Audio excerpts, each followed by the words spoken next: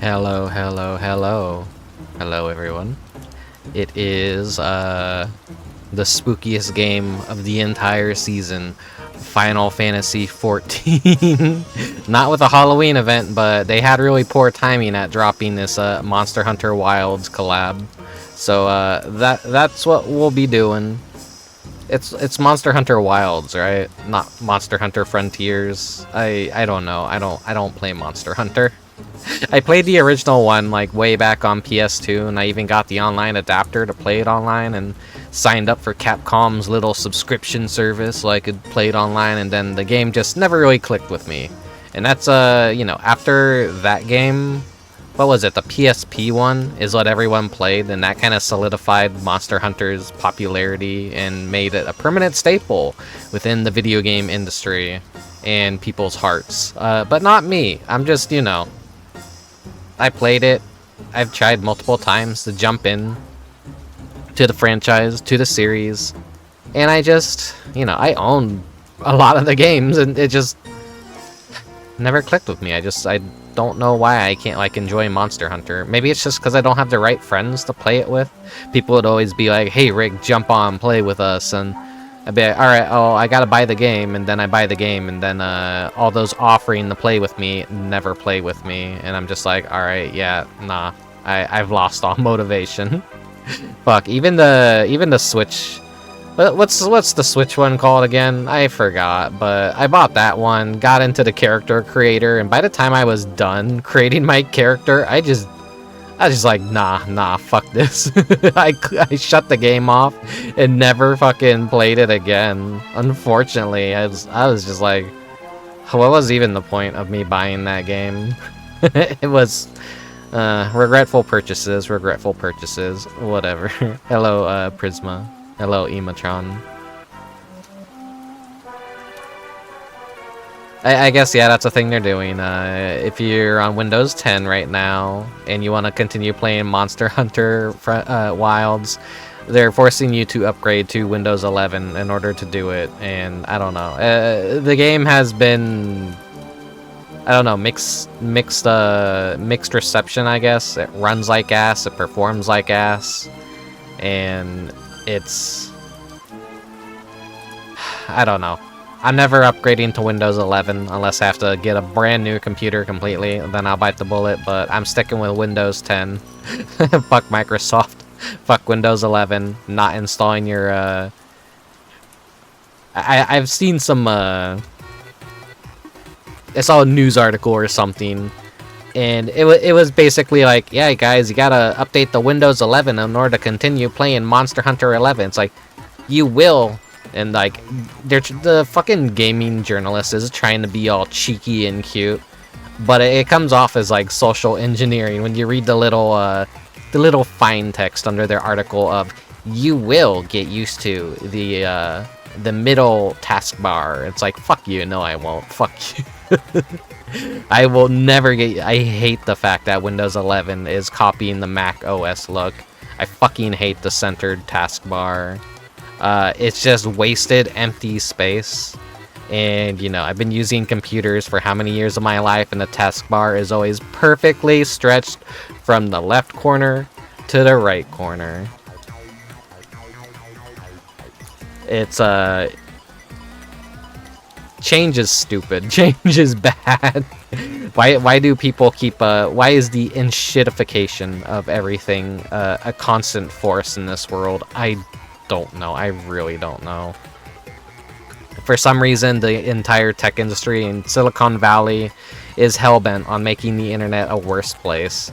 I think Google forced AI bullshit into Google Chrome finally. I had to hide that today, saying like, don't fucking like, I don't know if I can remove it from Chrome. Probably can't, but more fucking bloat and everything.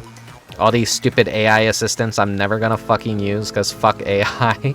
Even if it's there to try and make my life convenient, I know that shit is riddled with issues and misinformation, and they need to fucking fix their shit before I ever accept that shit in the first place. And if they're not gonna fucking fix it, I'm not gonna fucking use it.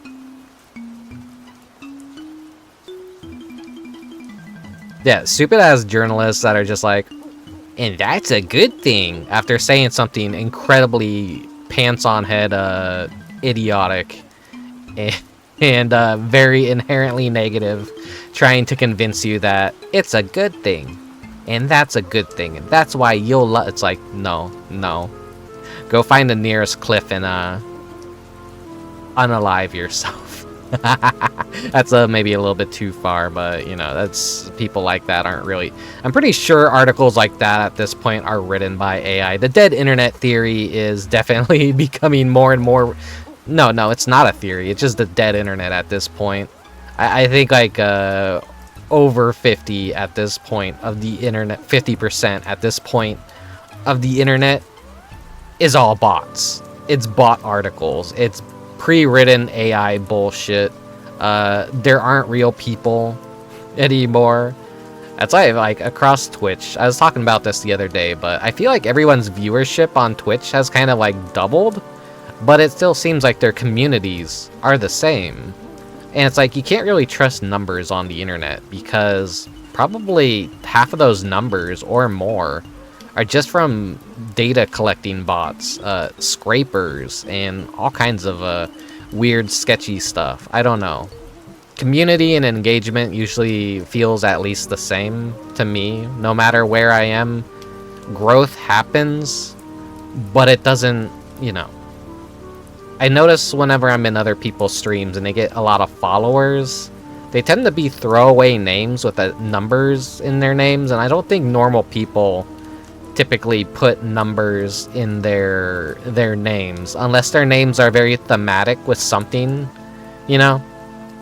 But I think we're like way past the whole people loving random numbers and junky characters in their names.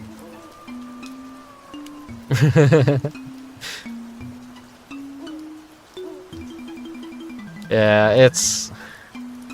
The internet's dying. The internet's dead. The dream is dead. YouTube is dead. Real world sucks. Internet sucks. There's no escape from anything now.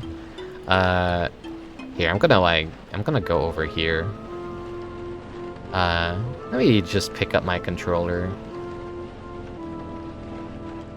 Why is my tracking... There we go. I don't have a light on in my room or anything, so like once it starts getting dark, it's like a nice, beautiful overcast today. A rainy, beautiful day. It's the corporate bots feeding on us like leeches to learn to make content for free and charge everyone else to stream it. Yeah. That's the ultimate end goal with AI. Anyone saying it's just a tool to be, you know, that tool is going to be taken away from you and deemed illegal, and like they're going to have all your data trained off of it, right? This is not ever going to end in a good way that's positive for everyone else. It's a tool for the most knuckle-dragging, idiotic dipshit out there. People who want to cut corners, who want to make the most soulish slop ever. This is like the, you know, this stream's kind of like a throwaway stream. Who gives a shit? It's like fucking Final Fantasy 14 in a game collab that I don't even play, so I'm never gonna fucking play it in the first place, so whatever. It's just content to get in Final Fantasy 14, and I figured I may as well share it with anyone interested in what the hell Final Fantasy 14 and Monster Hunter collabing could even look like. Slop your hogs, not your art. Like, yeah, why couldn't AI just, you know, solve issues that are actually real and that could have been solved, like maybe, you know, better translations. But no, we're gonna create generative AI, and we're gonna endanger the jobs of artists and writers and video makers and all kinds of like creative fields, just by being able to generate bullshit that's gonna act like digital landfill.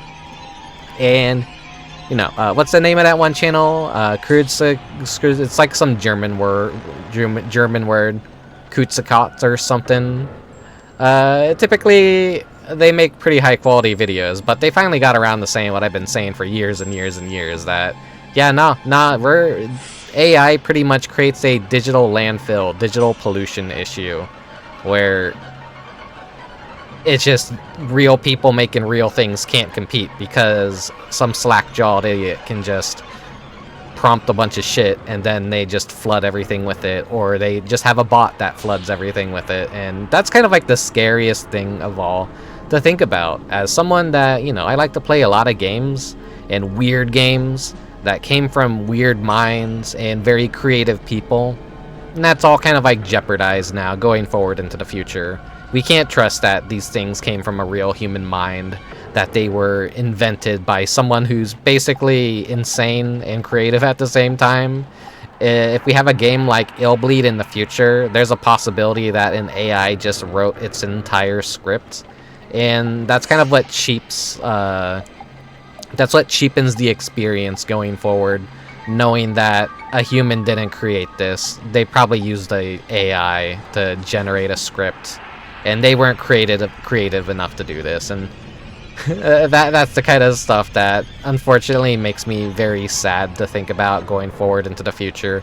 But hey, if there's one thing I can trust, it's the games that already kind of exist. And, you know, AI shit can't taint the games that came from several generations ago. So yeah. Anyways, we're gonna hop into a Monster Hunter bullshit in Final Fantasy XIV. Sorry, this turned into a rant about me hating AI, but I figured, hey, why not like date the VOD in the worst way possible by talking about it here? Because let's be real, it's a Final Fantasy XIV stream. No one's gonna watch the VOD. No one's gonna fucking care. These are just kind of just whatever streams. Hang out, talk, shoot the shit, talk about topical stuff. Yeah, whatever. I don't care about this aging properly. Alright.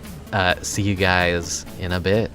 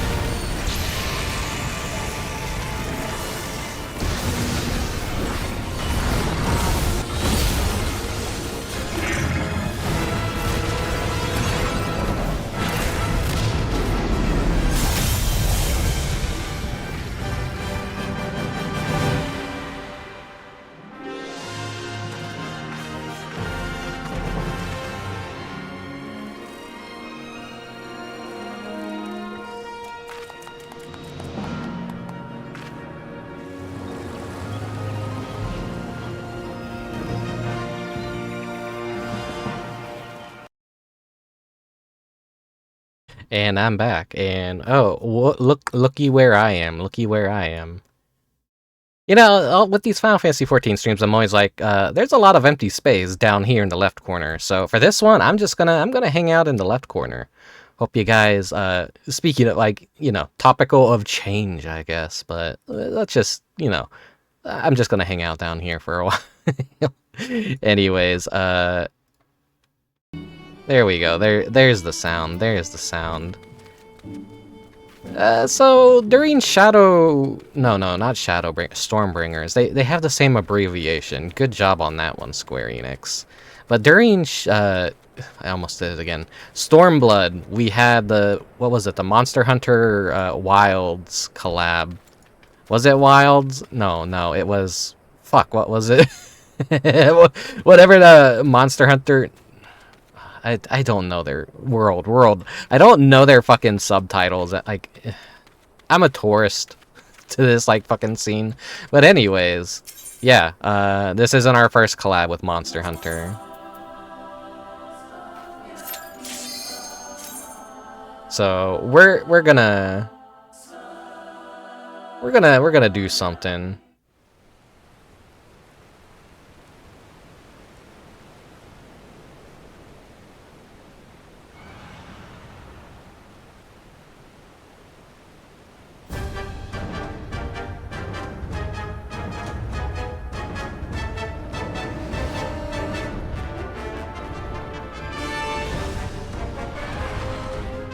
There he is. The poster boy for the franchise.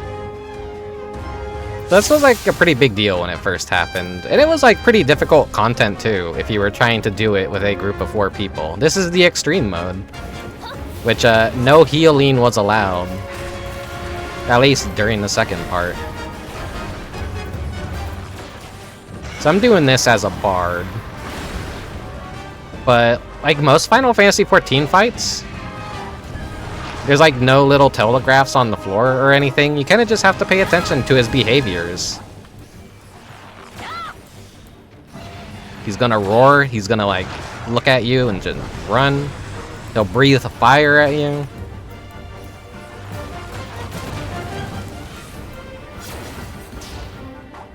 Then all these little animals appear.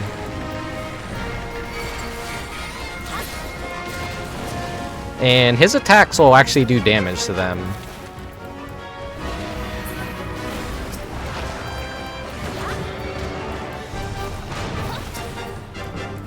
I think I need to turn enemy nameplates on. I think I accidentally turned those off.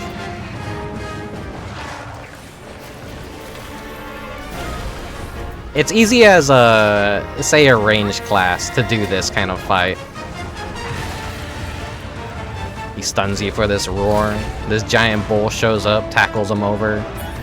At this point, during a normal fight, someone would have to jump on its back and keep it busy while the group fights this and kills it in time. Because if it manages to run away, we will die before the next phase starts. We are entering the second phase.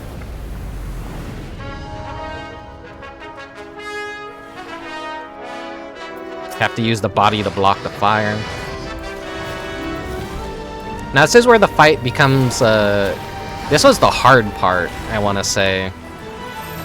During Extreme, when we couldn't unsync this. Because we have a down gauge. And he places these like fire puddles, and you wouldn't, the healer wouldn't be able to heal people, so you can only go for so long with the mega potions that you have. You're gonna run out eventually, and the damage is gonna keep piling up. And these were harder and harder to dodge. Because the hitbox is a little bit wonky. See, he'll do it again. Stack poison on you, stack fire, debuffs on you.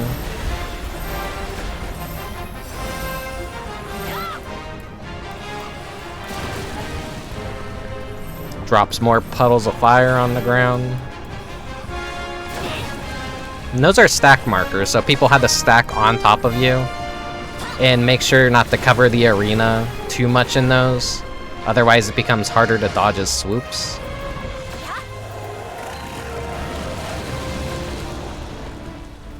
So I'm slowly but steadily increasing that down gauge. He takes less damage in this phase too. The idea is more people hitting him increases the gauge faster, but unfortunately, I'm alone. Let me pop a potion before I die.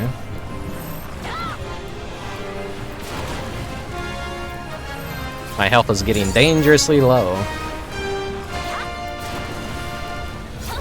But you're like, oh wait, can't you just revive it? Or can't you revive someone that's fallen? Well, the way that this fight worked was after 3 KOs you fail the mission, so you don't want anyone dying, or you only want people at least dying 2 times before it automatically fails you. You know, kind of like a real Monster Hunter in a way.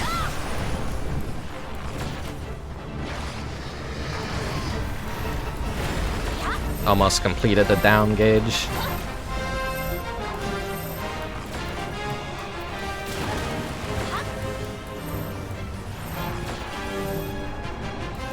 What groups would do would be hug the outside of the arena like this, so we would have the middle area to kind of run around in.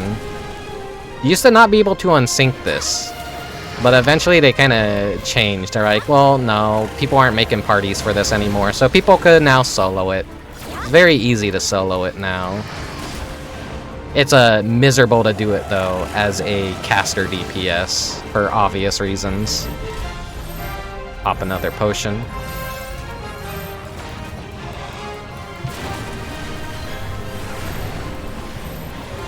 Like, no matter how much DPS I try and do here, it's kind of pointless. I'm not really gonna do much to... It's just keep attacking, increase that bar.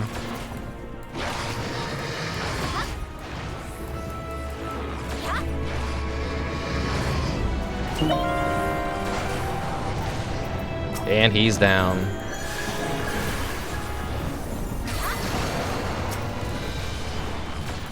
Broke his tail off. At first, I think for a rating reason, they couldn't actually have his tail break off or something. But eventually they were able to add that into the game.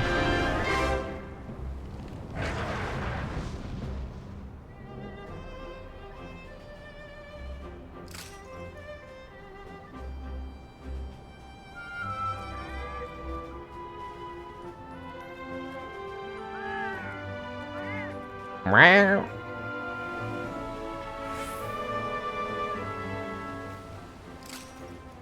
I don't know why, like, depictions of maybe dismemberment weren't allowed by ESRB or something. They had to go through extra steps before they could add that back in at a later date.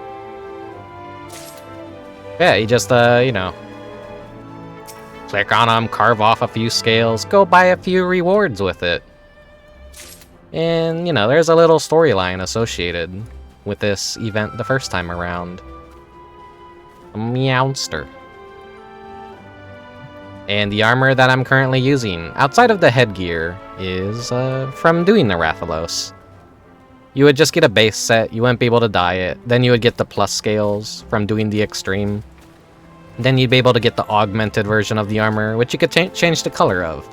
That's not really armor that I am fond of, but I'd just say today is a good opportunity to actually wear this armor. And so by doing this, you would, you know, get little minions, like the little Poogie here. And then there's also... Where is he? The Palico. You get the Palico if you wanted to. Just some little minions. And then there was some music scrolls as well that you could get.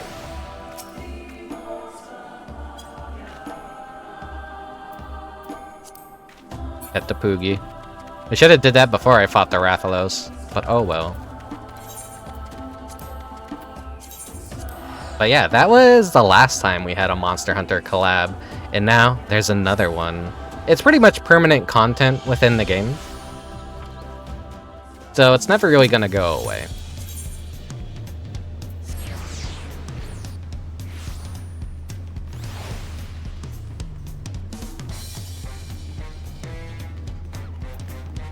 I rehearsed before with the Rathalos, and I realized, like, yeah, doing this as a Pictomancer really sucks, because he doesn't give you a lot of time to cast, so it's like, cast, move, and by, like, the time, it just didn't work out that well, so I'm like, you know what, I'm going good old Bard. I mean, at the time I did it, I was a Bard anyways, so... The Dawn Hunter Tracker has need of an intrepid adventurer.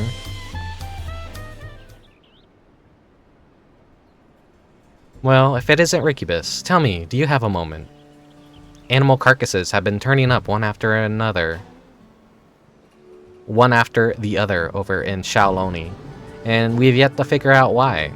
We've been preparing to launch a investigation, but then we received this.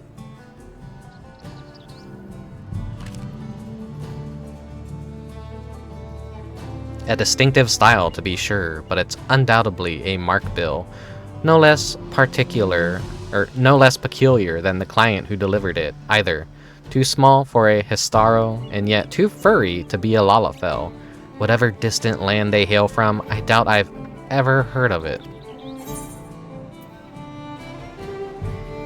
I feel like I've seen this bill before. So you've handled a request like this previously? I'll be damned. Lately, there've been sightings of a large beast roaming the plains, which we believe is responsible for the rash of carcasses. From what I've heard, it bears a striking resemblance to the creature depicted on this bill. To be frank, we'd all rest easier if the one who helped fell Valagarmanda were the one to take this on. Would you lend us your strength?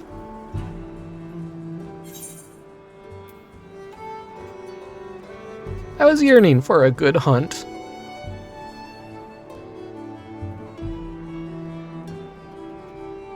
Oh, I have a feeling it'll be one to remember.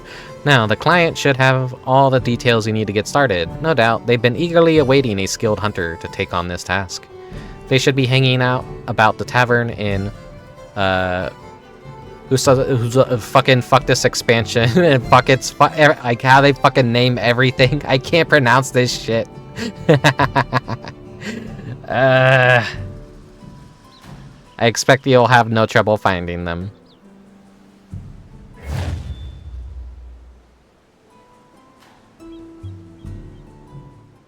The naming schemes for everything in this expansion have been absolute dog shit, I want to say. Really bad idea, really bad misfire. That's a major critique I have. A major critique I have. Because I can't fucking pronounce any of this shit. You may as well just, like, button mash shit. And, like, choose that as a zone name, because that's essentially what it's like for me. Okay, yeah, let's see. Unengaged enemies always show engaged enemies, claimed enemies, always.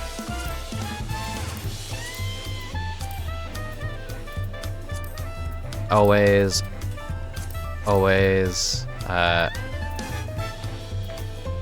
think that should be okay. Yeah, now I could actually see NPC names. And monster names.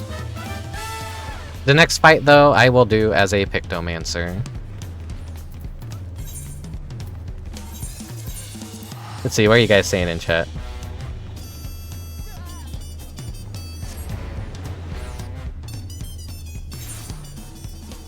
Monster Hunter has, like, yeah, it's collabed with literally everything.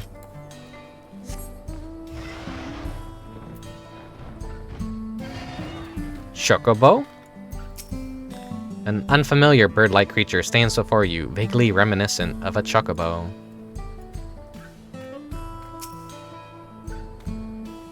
Wait.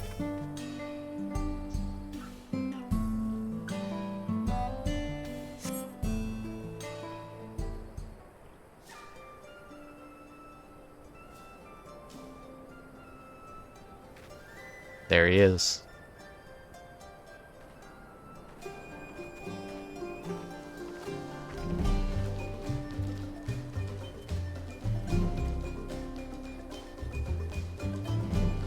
Thematically, I guess this is appropriate for wilds.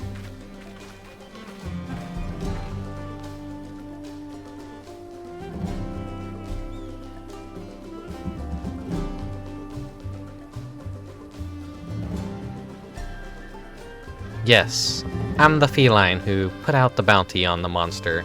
Are you a hunter? Don't you mean Meowster? Disappointed look. Meowster? What in the... Oh, I see. You've met one of my kin before, haven't you?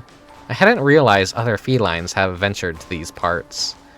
But putting that aside, I've been searching for a capable hunter to aid me in my quest. Can I count on your help?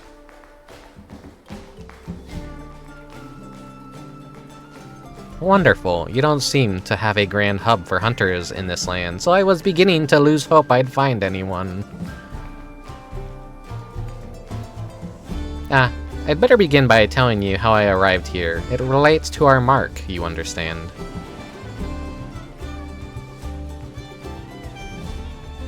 The mark in question? None other than Guardian Arkveld.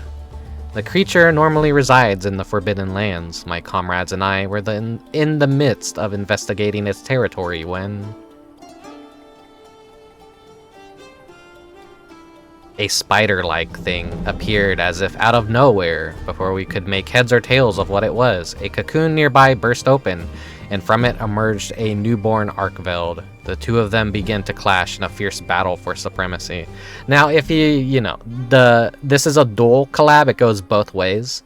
So they fight Omega in Monster Hunter Wilds, and they have like other Final Fantasy rewards and things.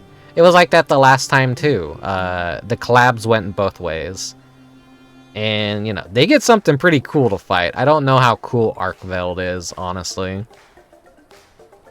As the battle came to a head, the mysterious invader created a ring glowing with light. Before we knew it, the Guardian had disappeared without a trace. And then, all before me turned white. When I came to, I found myself in this land of Tyrol. Oddly enough, the invader spoke just moments before the flash. I think it said, "Program loop upgrade." I have no idea what that means, but I'm guessing it has to do with why I'm here. I was searching for a way home with my companion when I learned that a Guardian Arkveld was wreaking havoc nearby. I thought it best that I recruit a hunter to take it down before it could bring ruin to the wilds. Now that you're up to speed, I'd say we better get started.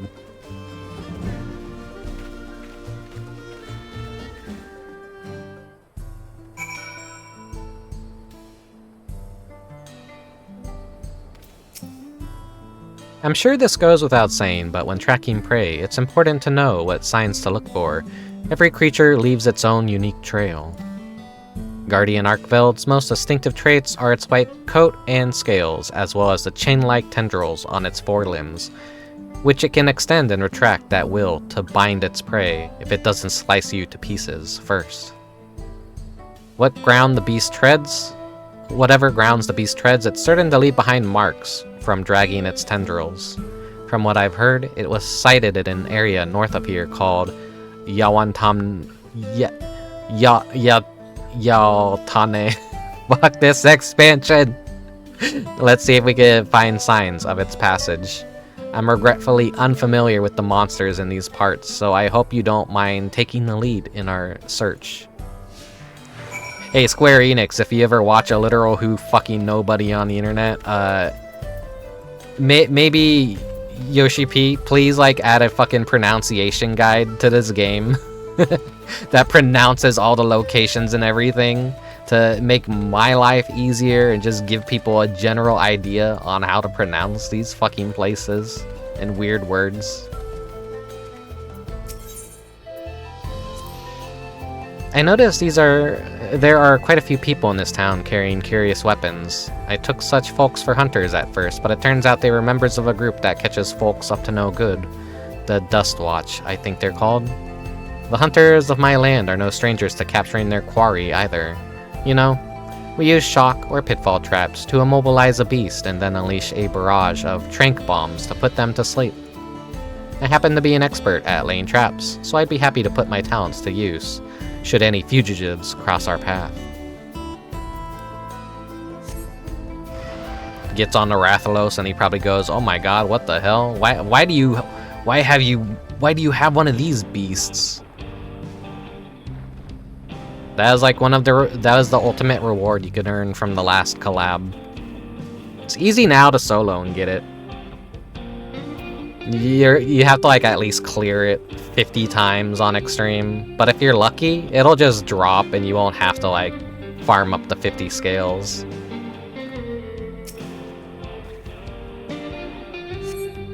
A heap of wither weeds. It bears a unmistakable resemblance to the plant matter found on the tumbleclaws native to the region. I gather these dried weeds were left behind by a monster that uses them to camouflage itself. They certainly bear no connection to Arkveld. In the Forbidden Lands, there are creatures called Mimifita that also mimic flowers to hide from predators. Heh, I remember this one time, some hunters disguised themselves with headwear in this splitting image of Mimifita. If I'm not pulling your tail when I tell you, it was impossible to distinguish them from the real thing. In any case, I don't see signs of Arkveld here. Let's keep looking. How's the audio balancing? Do I need to turn the music down a bit? Or am I audible enough?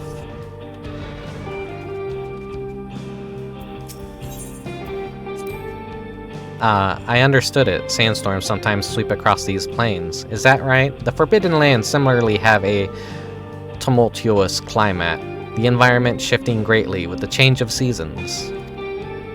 In the fallow period, the land grows barren, so monsters fight over what limited food they can find, and come the intense weather conditions of the inclemency period, apex predators begin to emerge, making it a very precarious time. But after that comes the period of plenty, when flora and fauna flourish in abundance. No matter the season, there's always something new to discover, bringing fresh excitement with each expedition.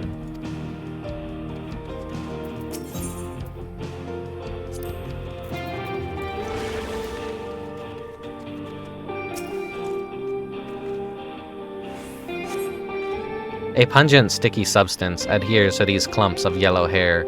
Judging by the local fauna, these are likely the remains of a sunbeard gorged upon by a grasslands worm. Not sure what left this behind, but Arkveld has white fur, not yellow. Come to think of it, all guardians have a white coat. Even the guardian variant of Rathalos, Crimson King of the Skies, is clad in white. At least, that's what I've heard. But that is neither here nor there. We should get back to our survey.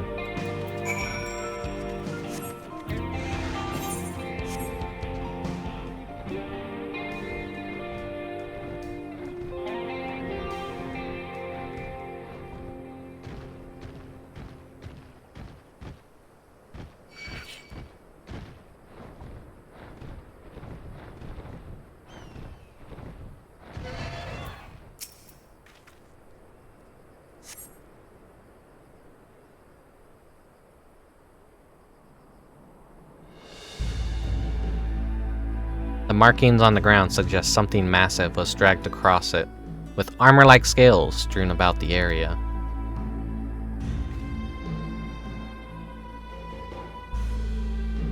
These scales, I'm certain they came from the Guardian Arkveld.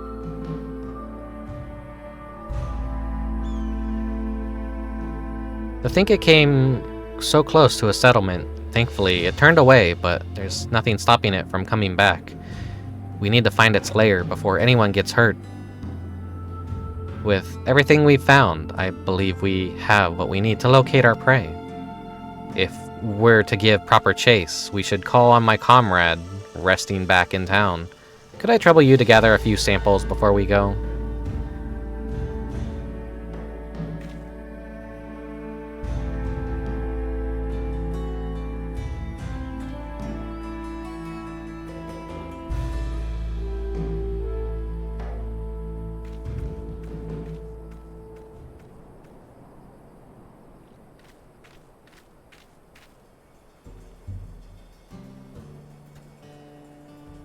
My feathered friend here is called a secret. Not only does it make for a reliable mount, but it can also carry all the essentials for a hunt thanks to its sturdy build.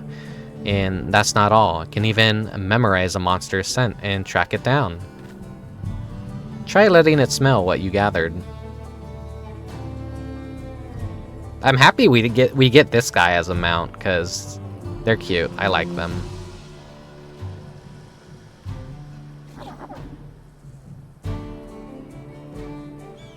Looks like it picked up the scent. Now it can guide us to Arkveld.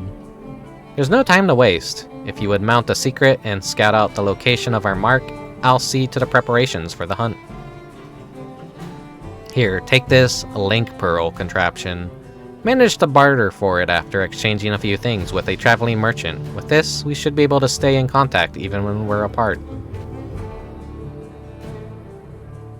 I like how they, like, come up with the lore reasons why to, like, have the tools that we have. Now then, you need only trust and secret to guide you. I'm sure you'll find Arkveld in no time. Because, like, typically, a lot of collabs are very... They try and at least work in a way why they would be here in lore. Goofier stuff like Yokai Watch. Goofier stuff like Fall Guys. They're kind of, like, a little bit vague, but... Yeah, I guess, like, Fall Guys are maybe teleported into the Gold Saucer, which is why they become kind of like a little mascot in a way. I don't know. Sadly, I think Fall Guys is dead, so if we ever get new content for, like, the Fall Guys event in the Gold Saucer, maybe we're never gonna get new content for that crossover.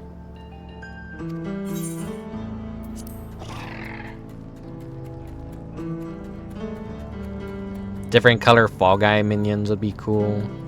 A new mount, maybe. Hello, are you there? Oh good, I can hear you. This Link Pearl is a true gem.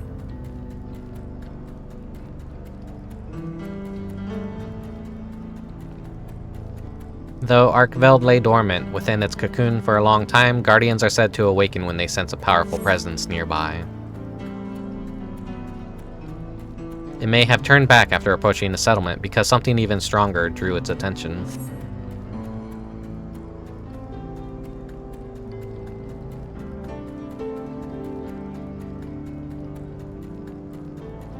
That stormy dome in the distance marks a land dominated by fierce lightning storms, right?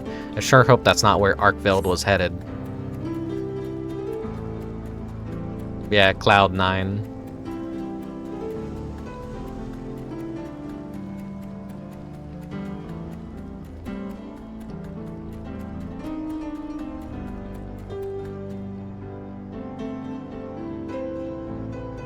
What? You found the remains of a monster? Quick, examine the corpse to see if there's any signs it was preyed upon.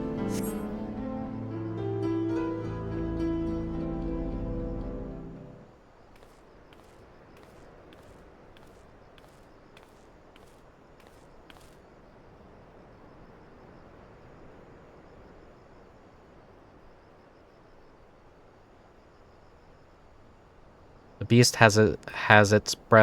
The beast has breathed its last. You see no bite marks on its body, suggesting the creature may not have been attacked as an act of predation.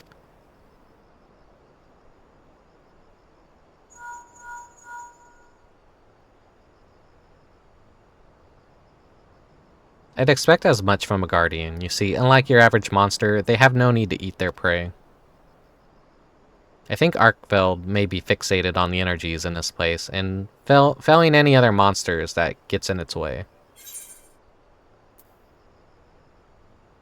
It doesn't need sustenance to survive?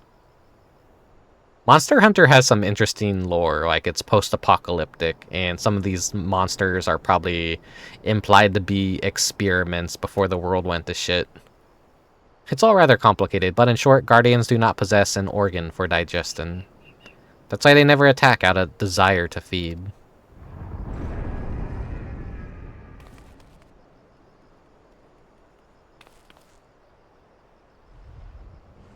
That's a lot of dead monsters. Oh hey, it's fighting the Fate Zone boss. What? That sounds like a turf war. Clearly Arkveld's been on the edge since it arrived here. I bet it's lashing out at anything that deemed a threat. That's a rare world boss that spawns every few days for a special fate. And it's cute that they put it in this little quest. At this rate, it's going to throw the whole ecosystem out of balance. We have to stop it. But how? Oh, I've got it. Try taking out a pod from the pouch on the secret. You'll know you found the right one if it makes your nose wrinkle.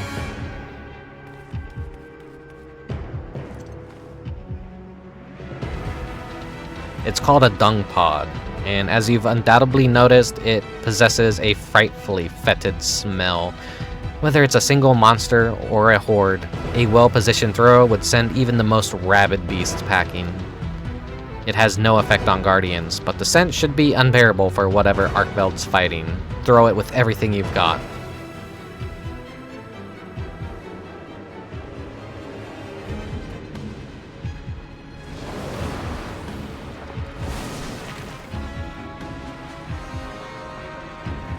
I mean, let it fight that thing.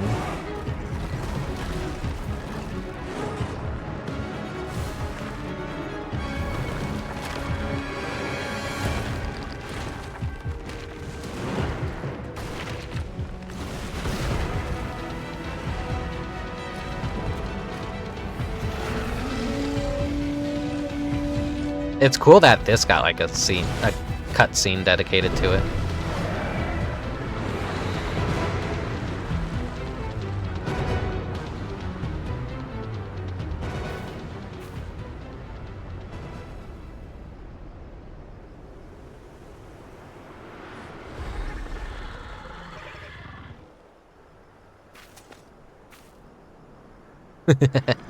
Pulls out my stupid little paintbrush.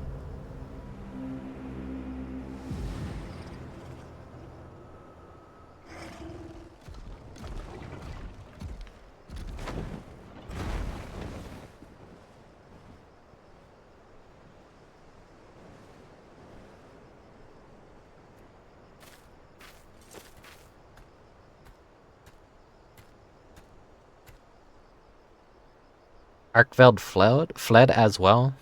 Perhaps it perceived you too as a threat, and returned to its den to recover its strength. Well, I'm sure you'd love to give chase. I'd like to regroup first. Stay put for just a moment. I'll be there in 2 shakes of a Rathalos' tail.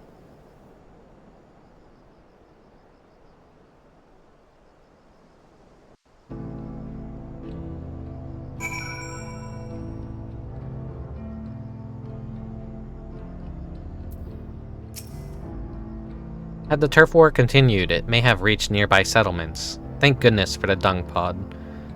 Thank goodness the dung pod worked as well as it did.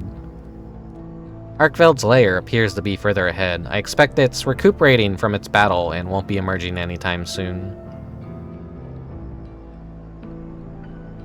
While you were searching for the Guardian, I took it upon myself to put together a camping kit. Let's set up shop near Arkveld's lair and prepare for the grueling hunt before us.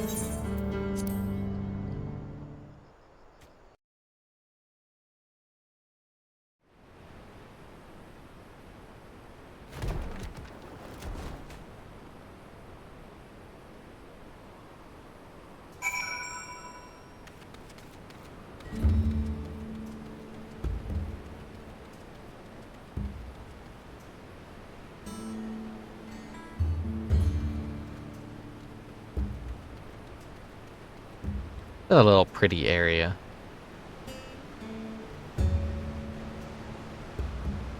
I wonder if this is kind of like an import from Monster Hunter Wilds. Or if they just kind of like built this to mimic an area in Monster Hunter Wilds. Like I said, I've never played the game myself, and I probably never will at this point. Unless I upgrade to Windows 11. Ha ha ha ha hoo hee. But why the fuck would I do that? Let me check something real quick.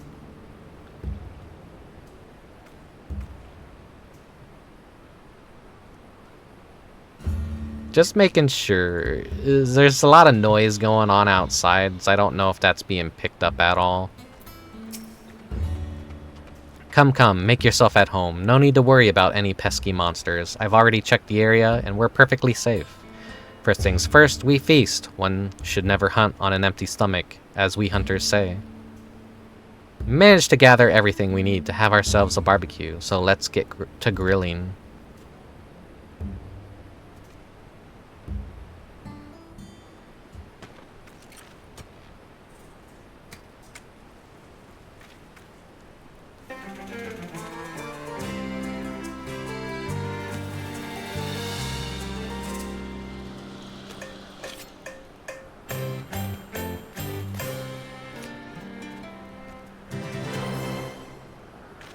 So tasty.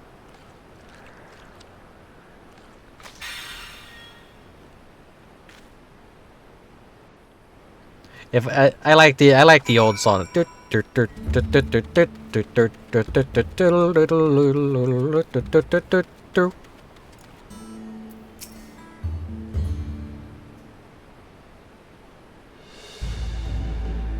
Delicious. Now with your appetite sated and spirits soaring, I bet you could take on even the mightiest of monsters. Here, take the mega potions as well. They'll come in handy during the hunt. They're a special blend of the potions distributed by the Hunters Guild, mixed with fresh honey harvested by yours truly. Thankfully, we're in a period of plenty, just before I was transported here. With that, I think you're all set. Allow me to formally make my request. Please hunt Guardian Arkveld and protect the life of these plains.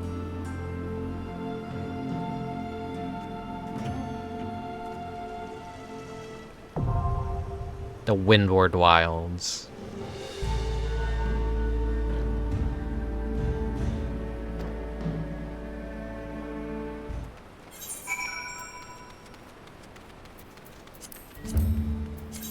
So let me turn off unrestricted party, because that makes it you able to enter something even if you're over leveled for it, and it doesn't synchronize your level.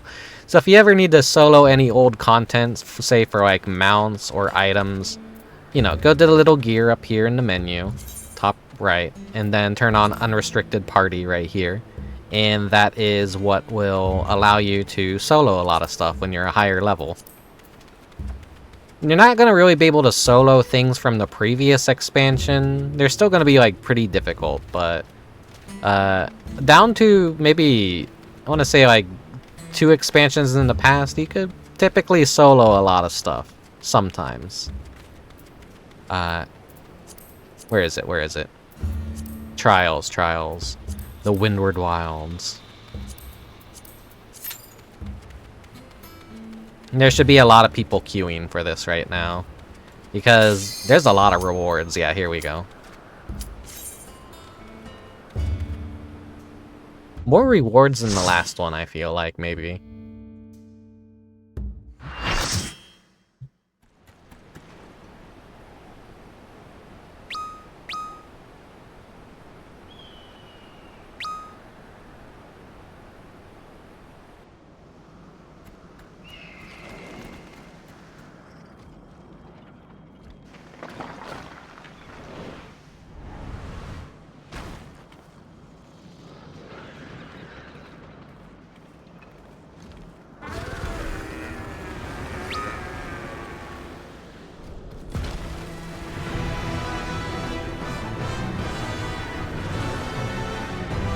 Guardian Arkveld.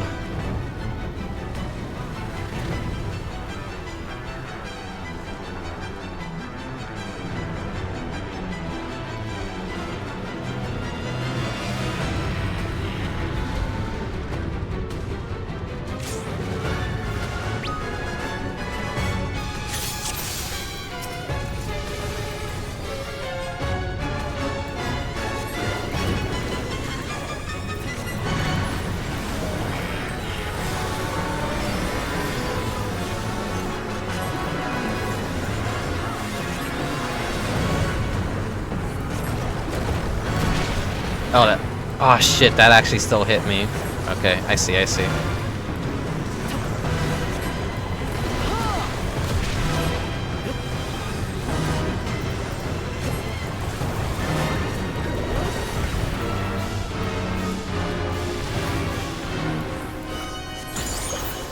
Maybe get out of mid.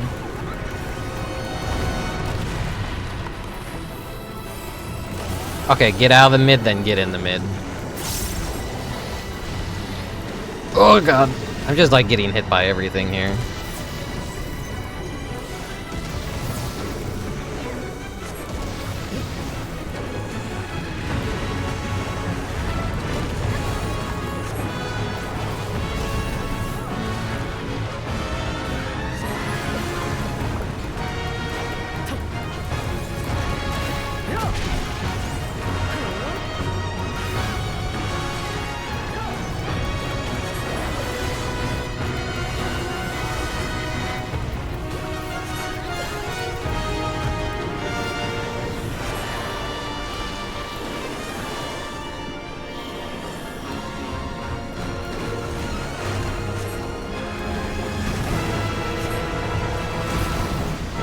Oh shit, this is tricky to... Oh, okay.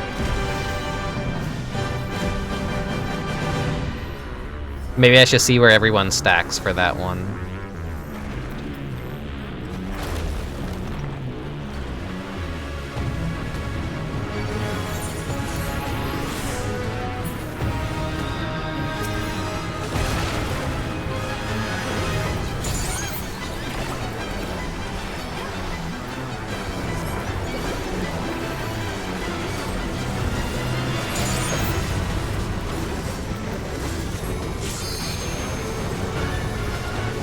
Towers that everyone has to stack in.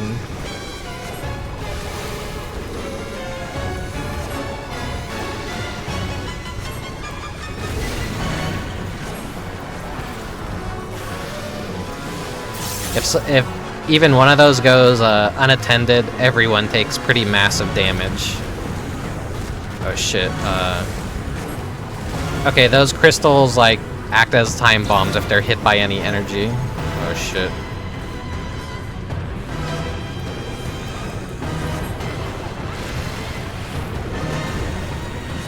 This one's a lot more like a traditional Final Fantasy XIV fight, where the Rathalos was like a lot of visual tells in its body language. This one is just dropping the telegraphs everywhere.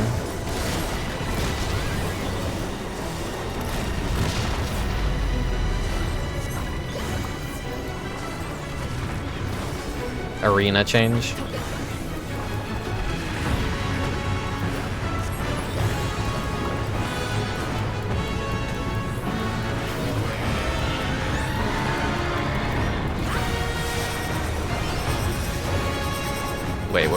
Wait, how is this gonna work?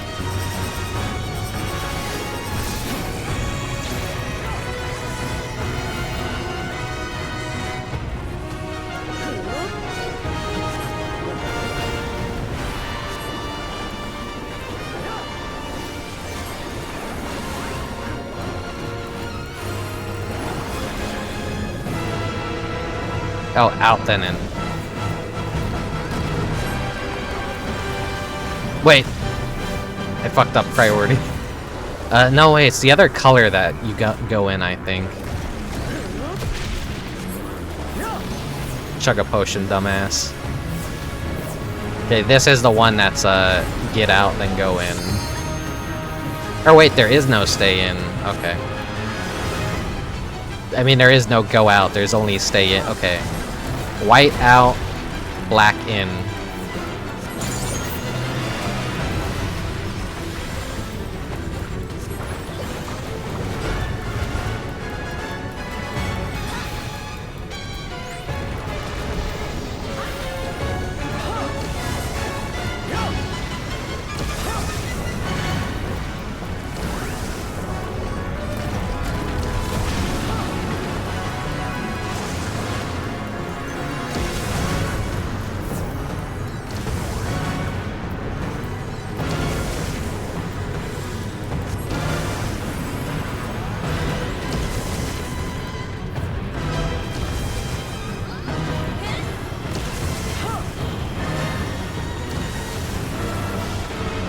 Wait, oh shit.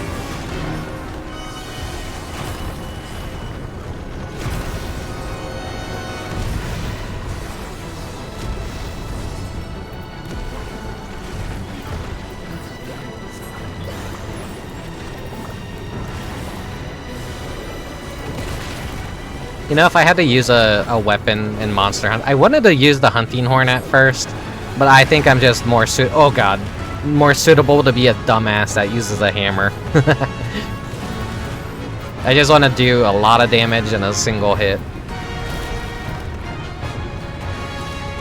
So either charge blade or a hammer, but I think I'm too dumb to space out a charge blade, so hammer it is.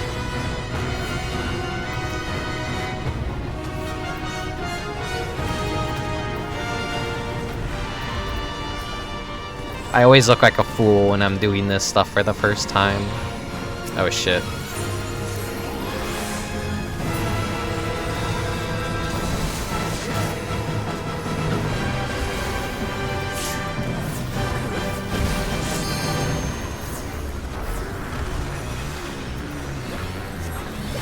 Doesn't leave me a whole lot of time to cast what I need to cast sometimes.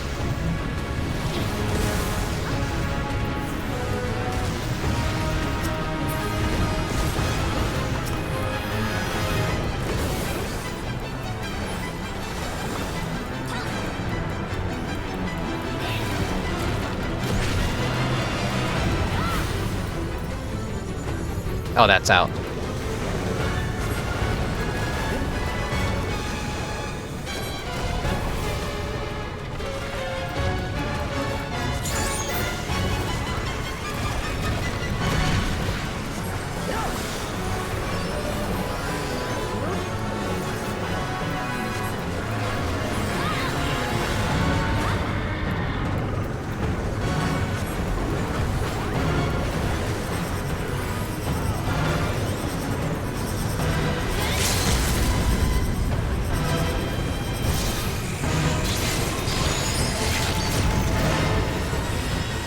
Get away from me, please.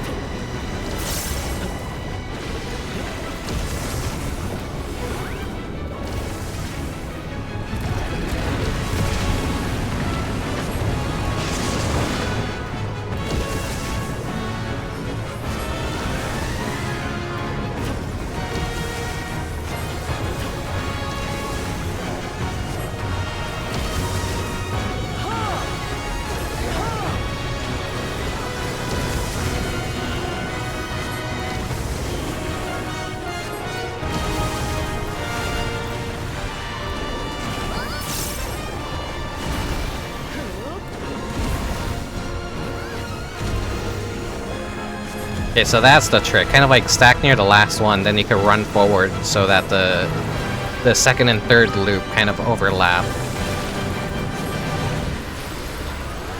I think? I didn't really see where everyone else went. What is he doing? Oh, it's his tail.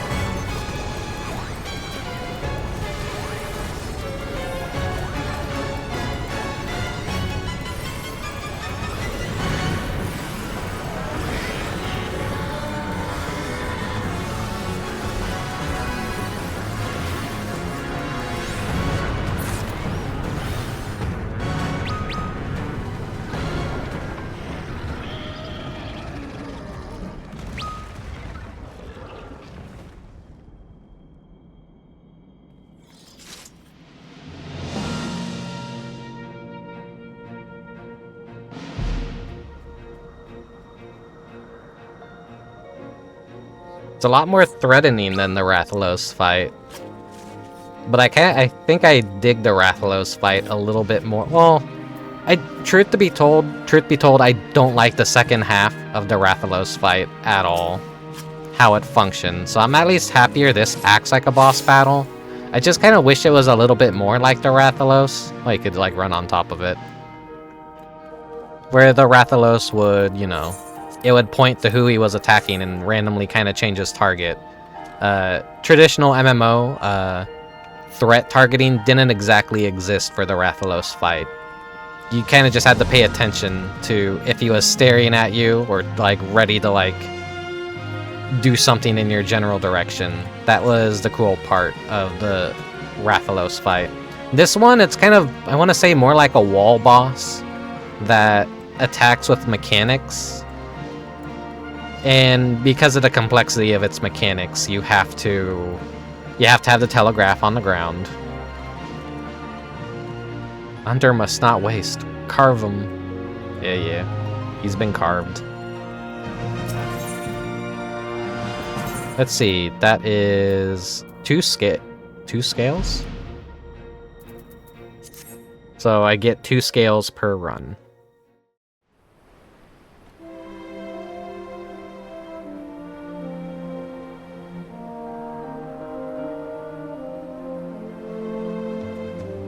You did it! You defeated Arkveld. Now these plains will know peace once more.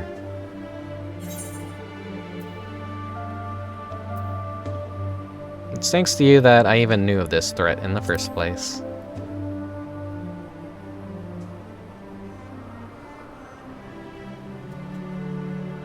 Oh, stop it. You make me blush. It was nothing, really. I'm just thankful you have a hunting association in this land, too. Where I'm from, the moment you issue a request, you'll have a swarm of hunters on your doorstep, itching to carry it out. The quest counter is always bustling as a result.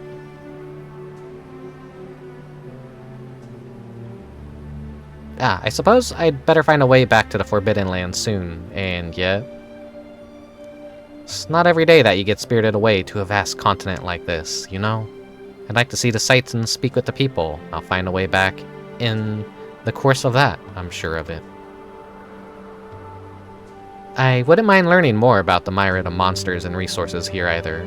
I'll see where the winds take me and fill out my field guides as I go along. Who knows, by the time I make it home, I may have filled the whole thing. Do you think I'd be a worthy adventurer by then?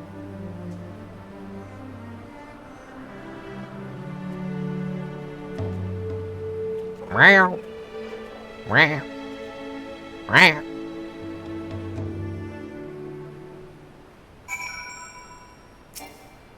One more meat for the road.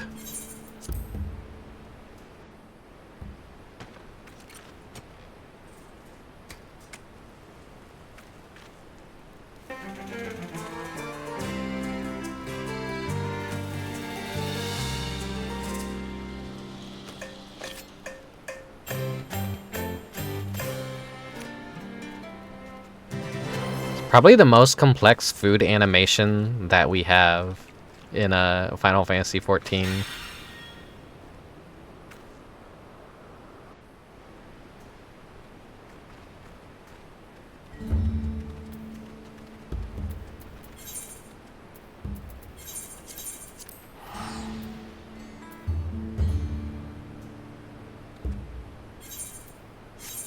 Wait, where is this? If I want to come back here.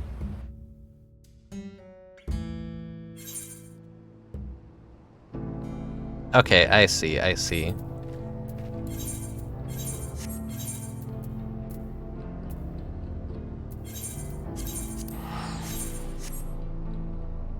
It shows me up here to the Windward Wilds. So we'll still have access to that place, I'm pretty sure. If we ever want to go make meat, we could just go, sit there, visit the feline.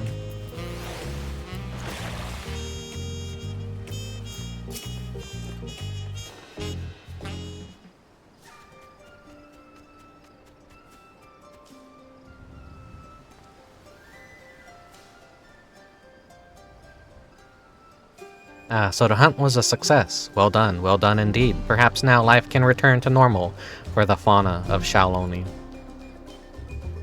By the way, we carved some scales from Arkveld's hide. Would you be able to craft anything with them? It'd be awful waste to leave them as only a souvenir.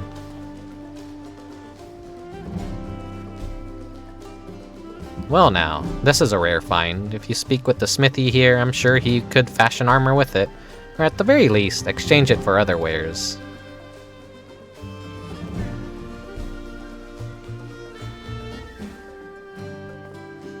Be sure to drop by again should you find any other noteworthy materials.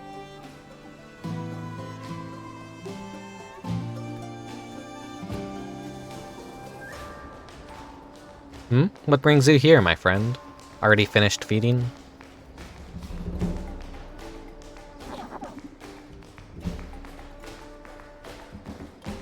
My, would you look at that? It seems they've grown fond of you. If you're not opposed, why not take them along with you on your adventures?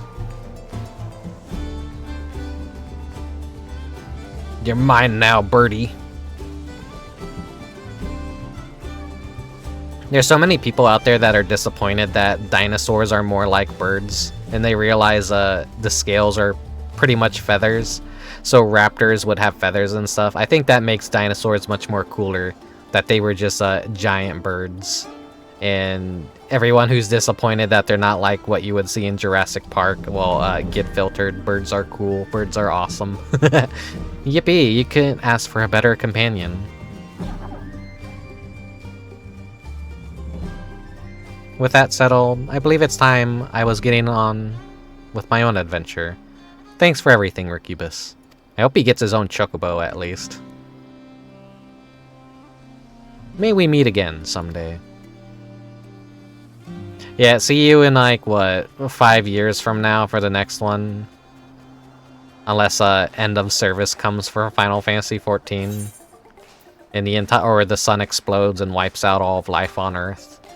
Or maybe the internet is just destroyed in the next 2 years. Who knows? Who knows? I do like collabs, at least. New content. The hunt has only just begun. Earn further rewards by facing Guardian Arkveld in the Windward Wilds Extreme, which may be unlocked by speaking with the Wandering Minstrel in Tuliol.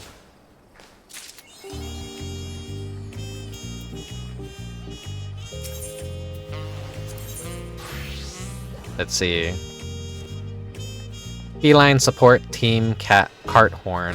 This is basically the Rathalos equivalent, so that's gonna require 99 kills or a lucky drop from the extreme mode. We got a secret fledgling as a pet, a Viger Wasp as a pet, Mizusune Parasol, Hunter's Monstrous Framers Kit, Hunter's Wild Framer Kit, Radiant Cry of Life, White Wraith, Base Camp Day, Kunafa, Windsong Village, Plenty Day, Moment of Peace, Orchestrion Roll, Hope Mask, Mail, Hope Visor. Okay, so save, try on, try on, try on, try on. This is our armor for the collaboration, which I'm not too crazy about it.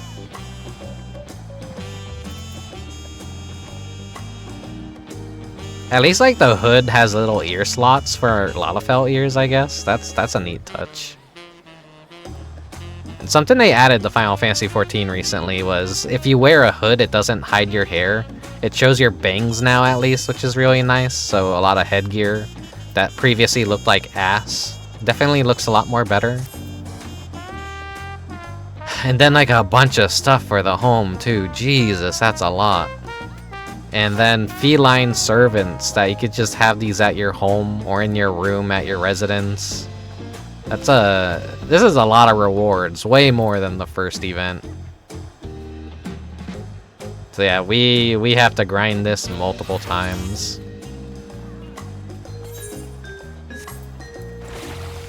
Let us pay a visit to our good old friend down here.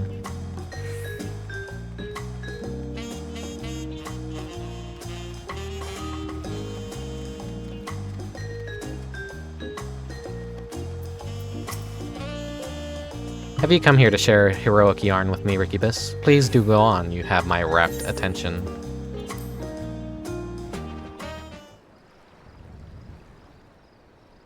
So, what have you brought for me today?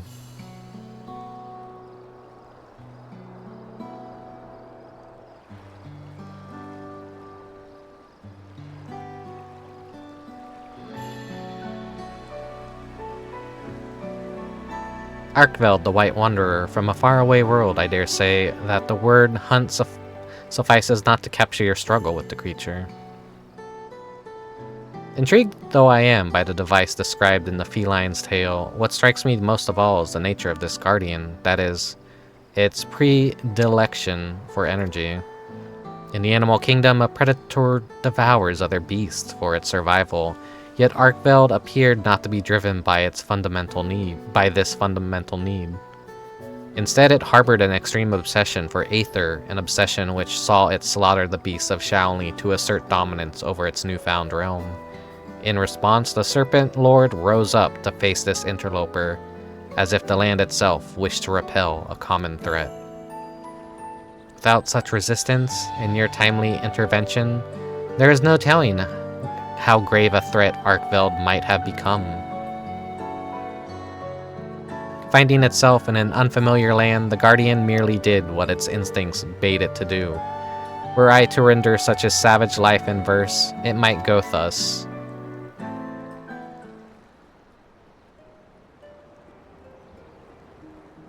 In silvery coat, its body cloaked, from distant world it came. On reddened earth the Guardian roamed, the lives of foes to claim. In hunger deep was locked this beast, in silvery chains entwined, to conquer all its savage fate, new paradise to find.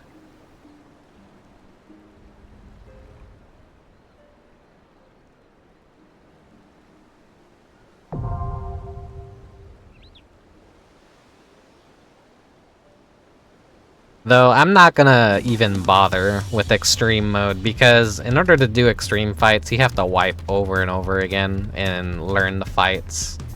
And I'm not gonna waste the time doing that. I'm gonna grind the normal version like a knuckle dragging ape. We'll get a few of the rewards and then I'll grind for the rest of them in my spare time. I think what I want to get first is definitely the minions and then the umbrella maybe. So I'm gonna have to like do this like 4 more times to get all those rewards.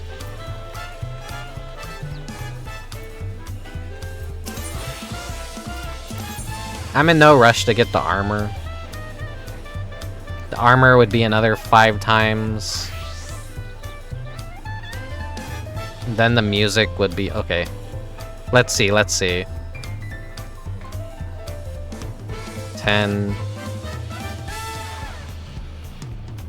13... 14... 15... 16...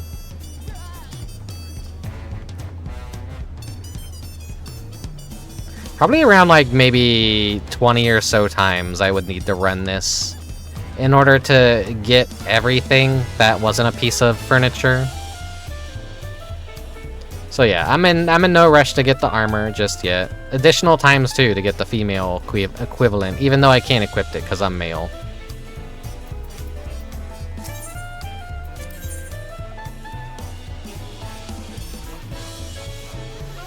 Or wait.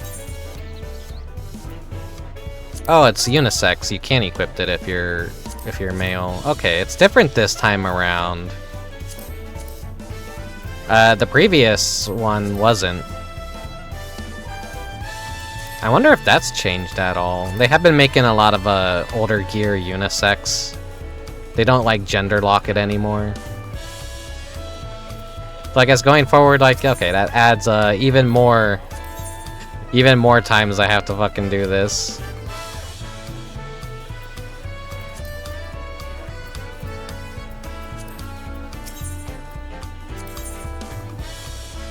And I guess there are weapons that you can get too. I guess from the trial, it does drop weapons. And I guess they are kind of on content, kind of too. Let's see, what does the paintbrush look like?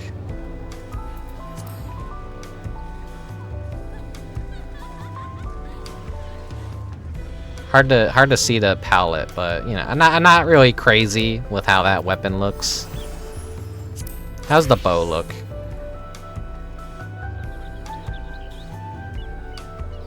Oh, the quiver is like really nice.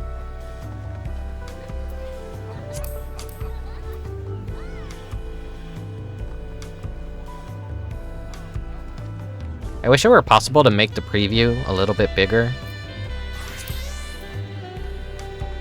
I'm curious what the sage weapons look like. They had to do something like really cool with the sage weapon. Sheath it. They're kind of like scale wings.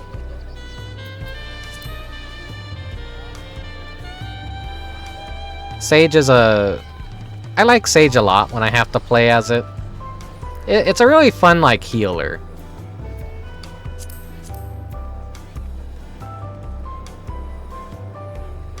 White Mage. Say, like, a Scholar. Let's see what the globe is.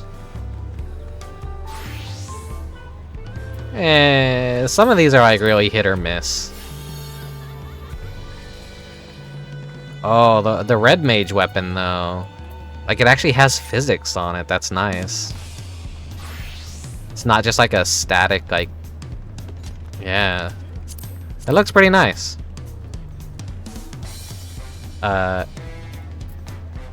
This was, the black mage gets a hammer wand. What about the dancer weapons? Those are kind of cool for... They're not quite chakrams, but... They're like double-edged daggers. And they fold in. Wait, how does that sheath?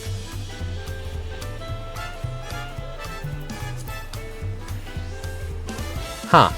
Interesting.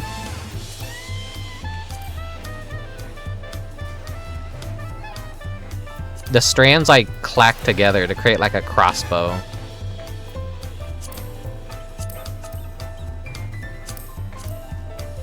Whoops.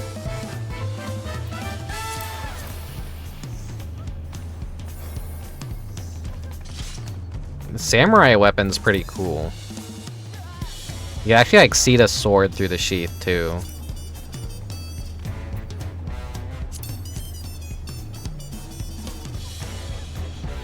Oh, ninja weapons are really cool.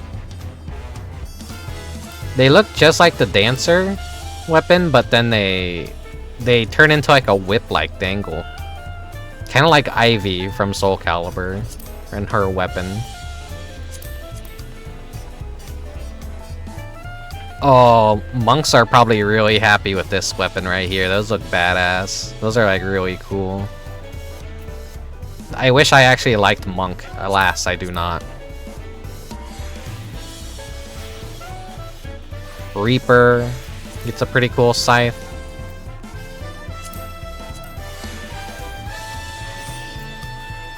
Okay. Dark Knight gets a cool Monster Hunter-like weapon.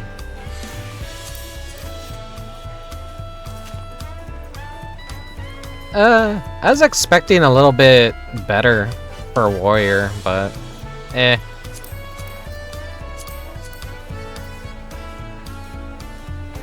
And then Paladin is like pretty...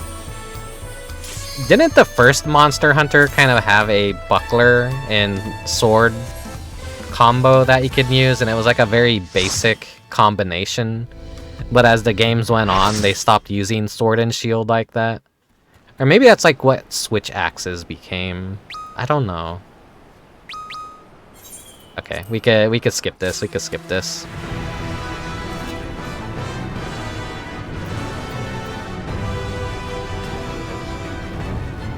Alright, so we'll do a few more clears, and then I'll end the stream.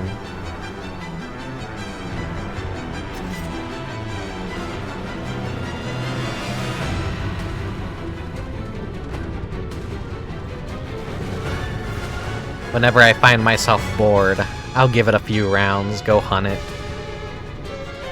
That's another thing about, like, I like MMOs, but I don't like Monster Hunter grinding, because I would just get disappointed knowing that Capcom was gonna release a new game, and all my hard work would mean nothing. If Monster Hunter were a proper MMO that spanned across multiple generations, I think I would have been huge into it. But switching platforms all the time, losing all progress, was something that was really demotivating for me. So that's why, I don't know. A long time ago, I complained to a Monster Hunter diehard fan, and like I called it grindy, and they said, "Monster Hunter isn't grindy. What the fuck are you?" It's like, no, it's the epitome of grinding. You're doing boss rush. You're killing bosses, and then hopefully getting the drop you want. It's the epitome of grinding.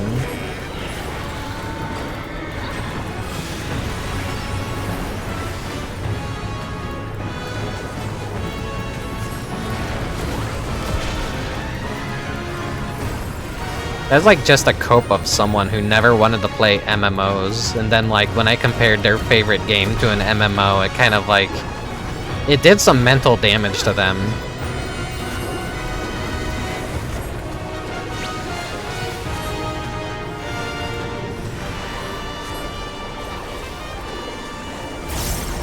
Oh, he still okay, he does a knockback still, but I don't think it does damage to you.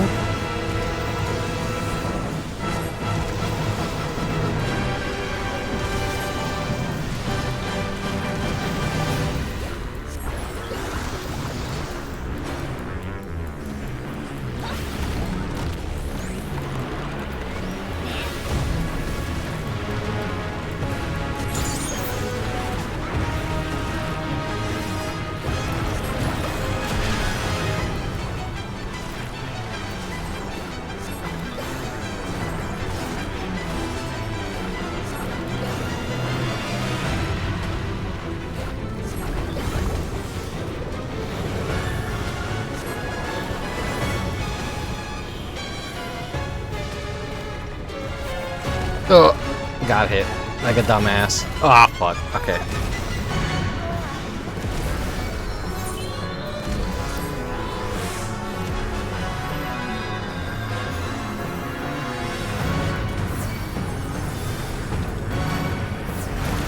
I'm hitting my...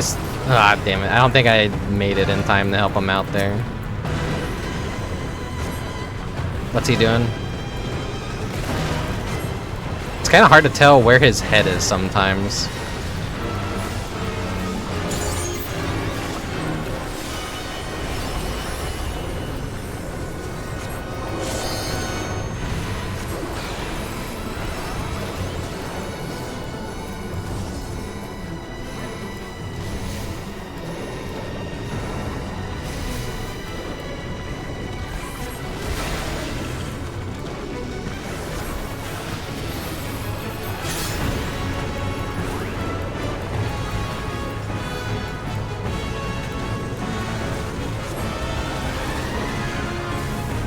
That's easy to dodge. I wonder how much crazier the extreme of this is.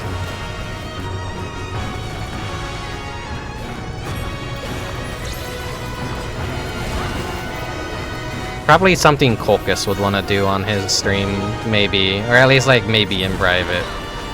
With Pokey and Deco, we could, like, maybe try a few extremes of this. See if it's something we want to grind out.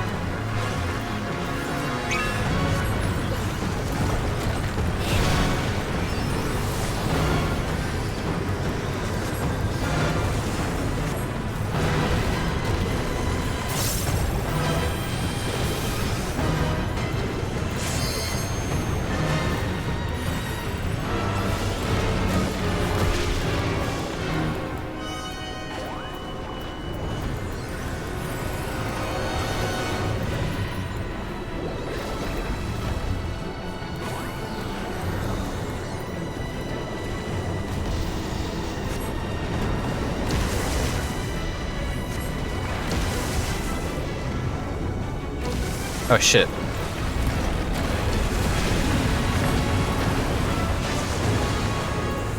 Okay, I gotta remember in conjunction with the waves, he does a left or a right.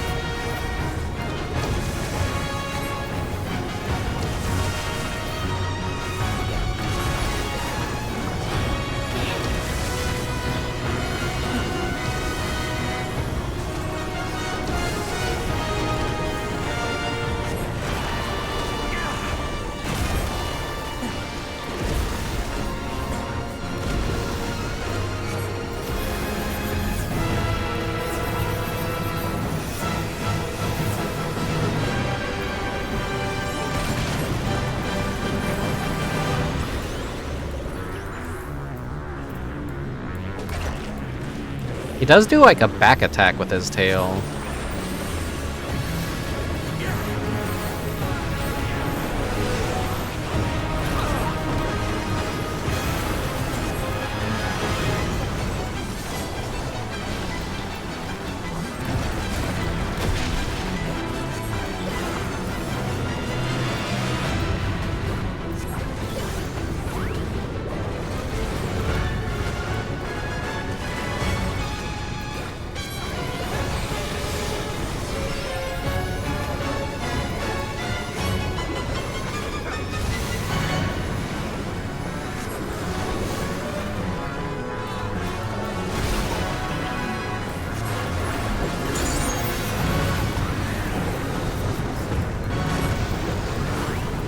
Oh, this is bad.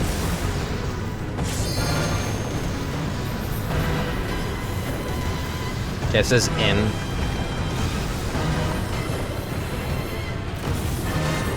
Not gonna get my proc. I timed that very badly.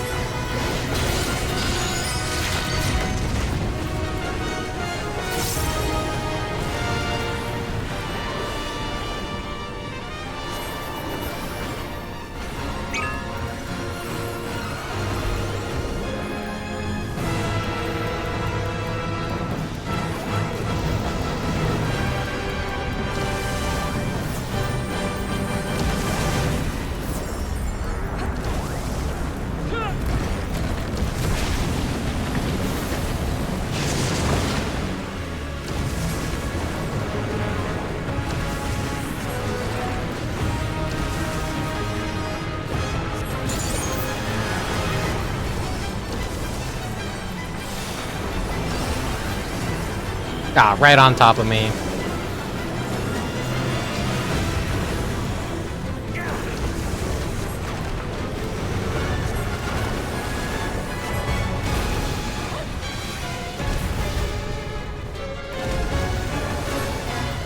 Expertly dodged. Wait. Right in time. Any nanosecond less and I would have got hit by that.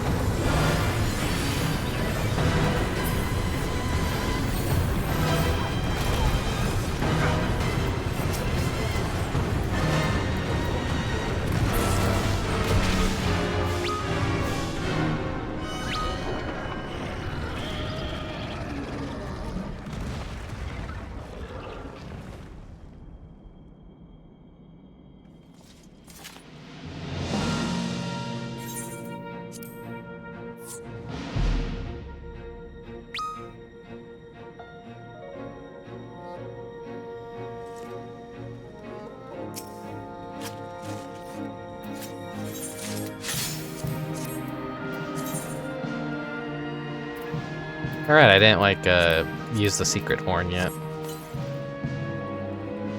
Oh, okay, you get coffers every time you take them down, so you could just get all the class weapons too. Okay. So I'll be able to get all the class weapons easy.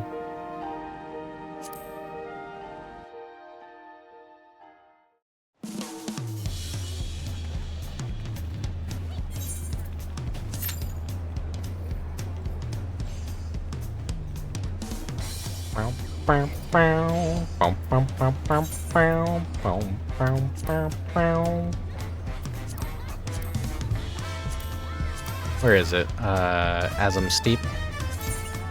One of my favorite places to always look at mounts, just because it's I like giant open green fields.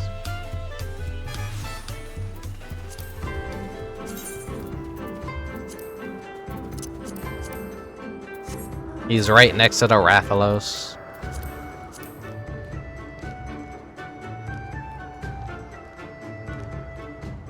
He's got goofy little flappers. I'm surprised he could fly. He seems like more of a glider. But I don't know how they function in wilds. A beast of burden known for its strength and swiftness. Additionally, possessed of a superior sense of smell, they are able to track prey over great distances, making them an indispensable hunting companion, whence they hail. So what's the adventure? Monster hunting is the hidden quote by Yozan, who I don't know what that NPC is.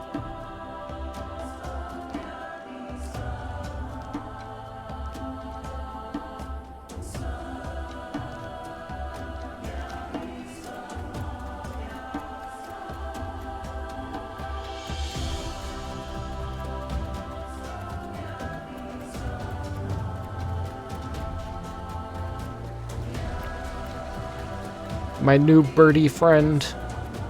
My chocobo from another dimension.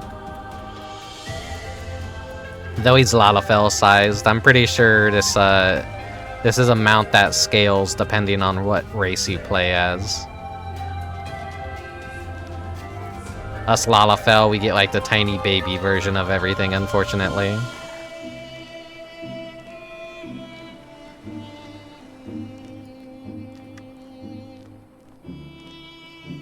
Alright, back to Tuliol we go.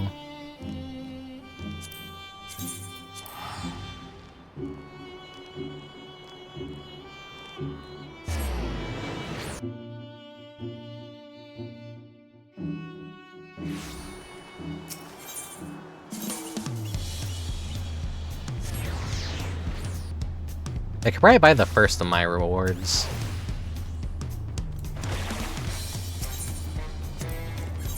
Let's see, let's get the fledgling.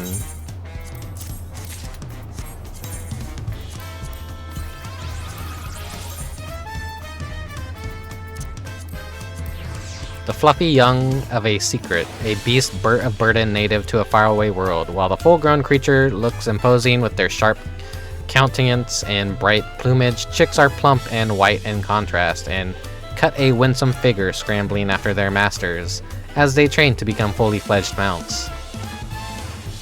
Is that a hint of melancholy I detect in thy voice? Something akin to a pining mother bird whose chicks have flown the nest. Yurionje. Cute little guy.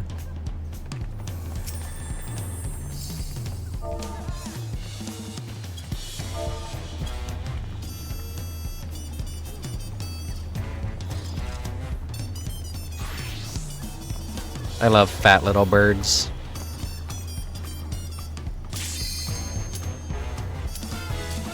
Yeah, if you have two of the same minion, they usually like just stare at each other and converse and do little actions.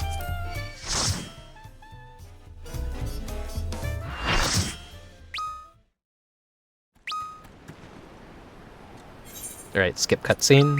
I should turn that back on. I had that off for the purpose of this stream when I did the Rathalos fight.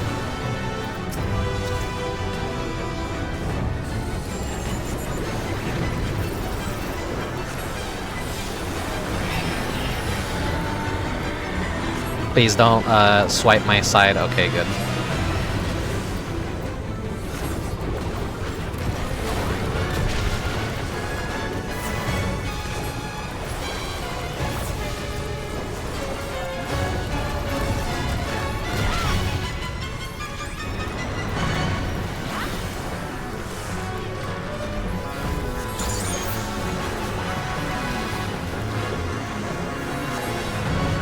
Gonna knock back and then go in.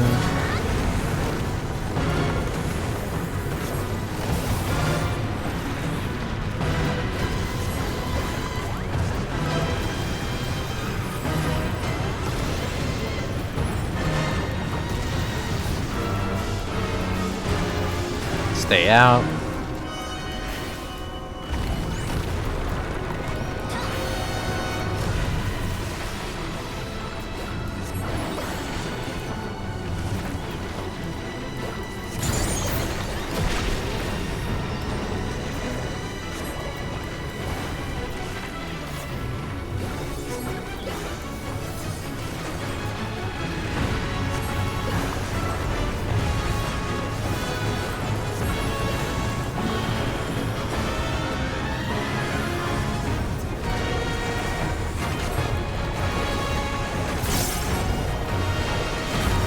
in, and then... Oh shit.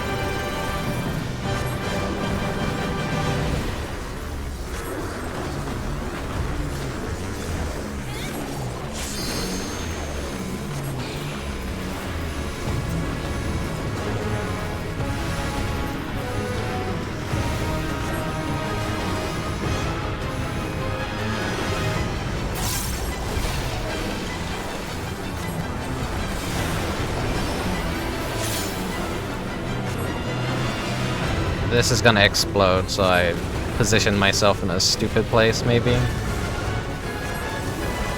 Nah, I could do it.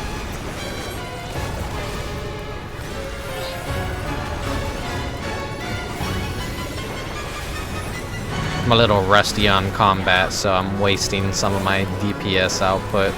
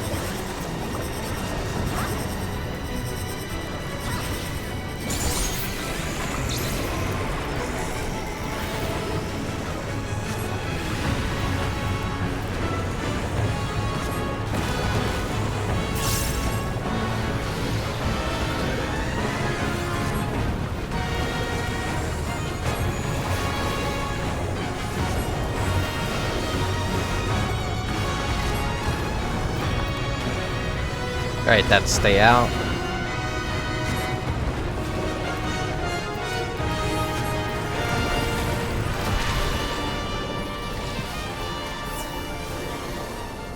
Oh, and...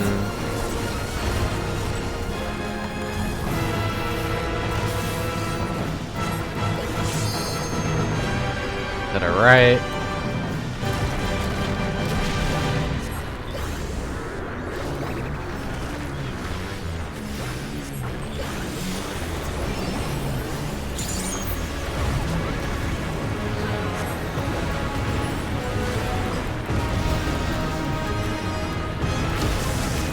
Then he's gonna... Okay.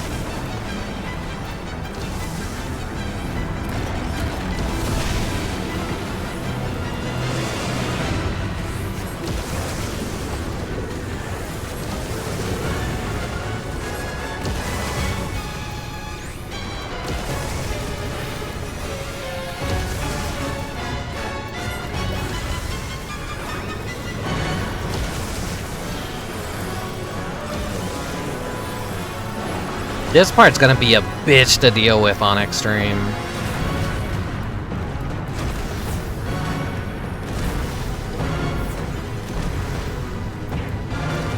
There's like a safer way of doing it and a pro way of doing it. His final landing place is like if you want to do the riskier move. But you could just be safer and follow the first one. And then dodge it 2 more times. But that probably counts as like a DPS loss. If it matters at all.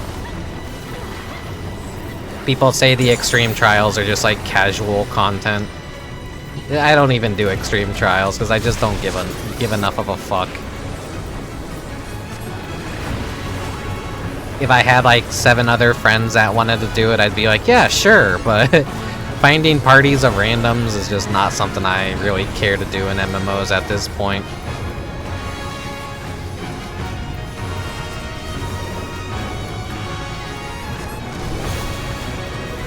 Is a tank in that one? Yeah. One of our tanks is a Lalafell, so I just wasn't seeing them. Oh wait, that's a... Okay.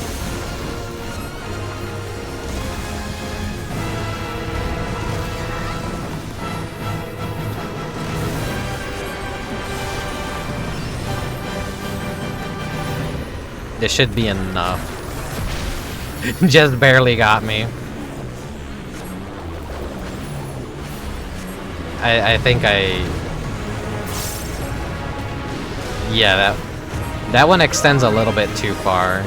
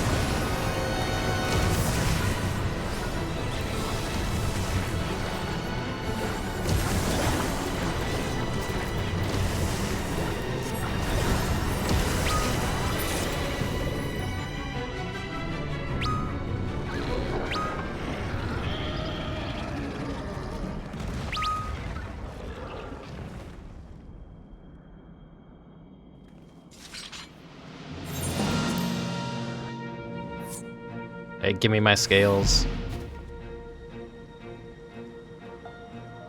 Before I do that, well, before I leave.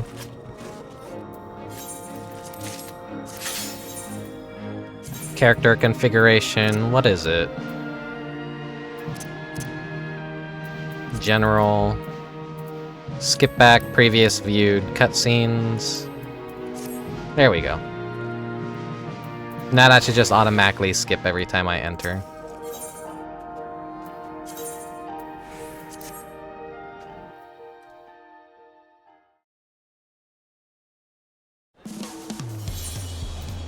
Queue up again. Viger Wasp.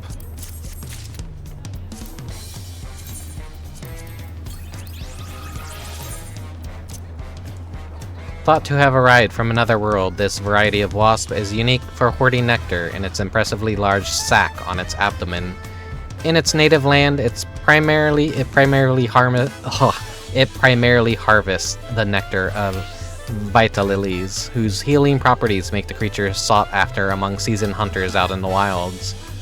So many ideas, like a swarm of wasps, making the mind race. Lost Chirurgeon.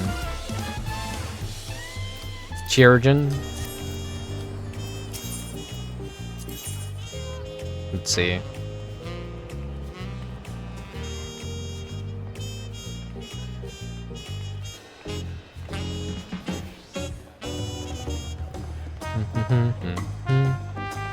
I want to get the umbrella too, so 2 more times, then I think we could call it done. And then, you know, the rest of this shit, I'll get on my own time.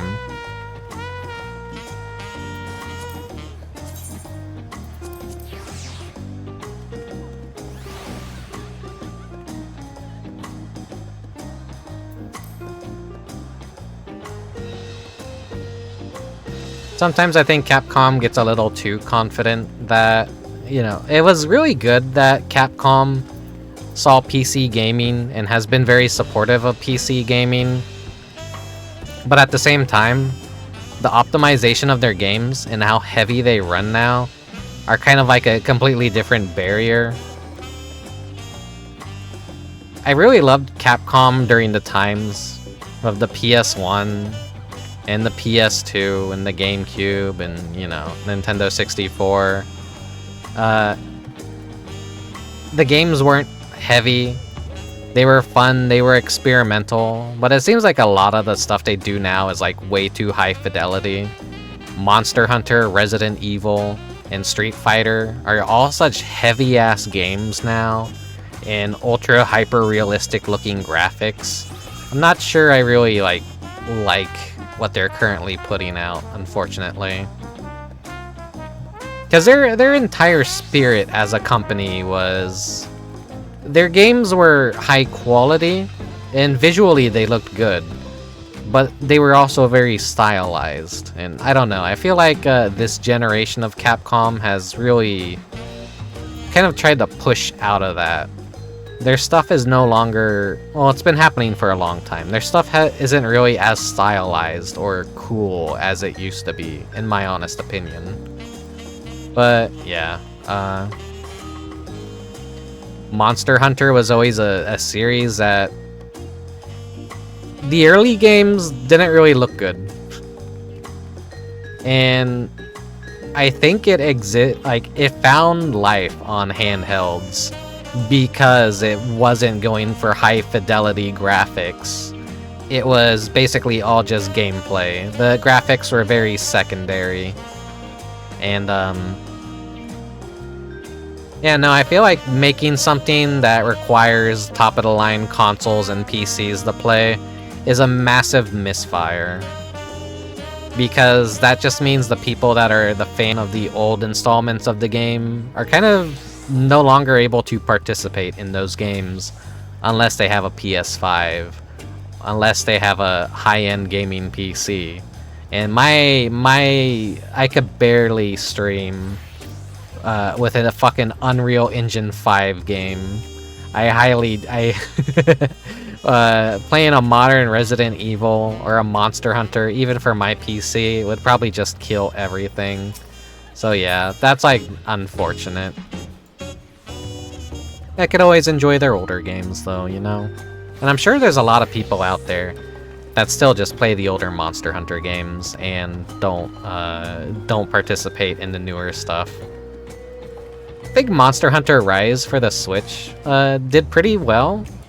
Because, you know, that was still kind of the Monster Hunter that could be played in handheld. And it wasn't about, like...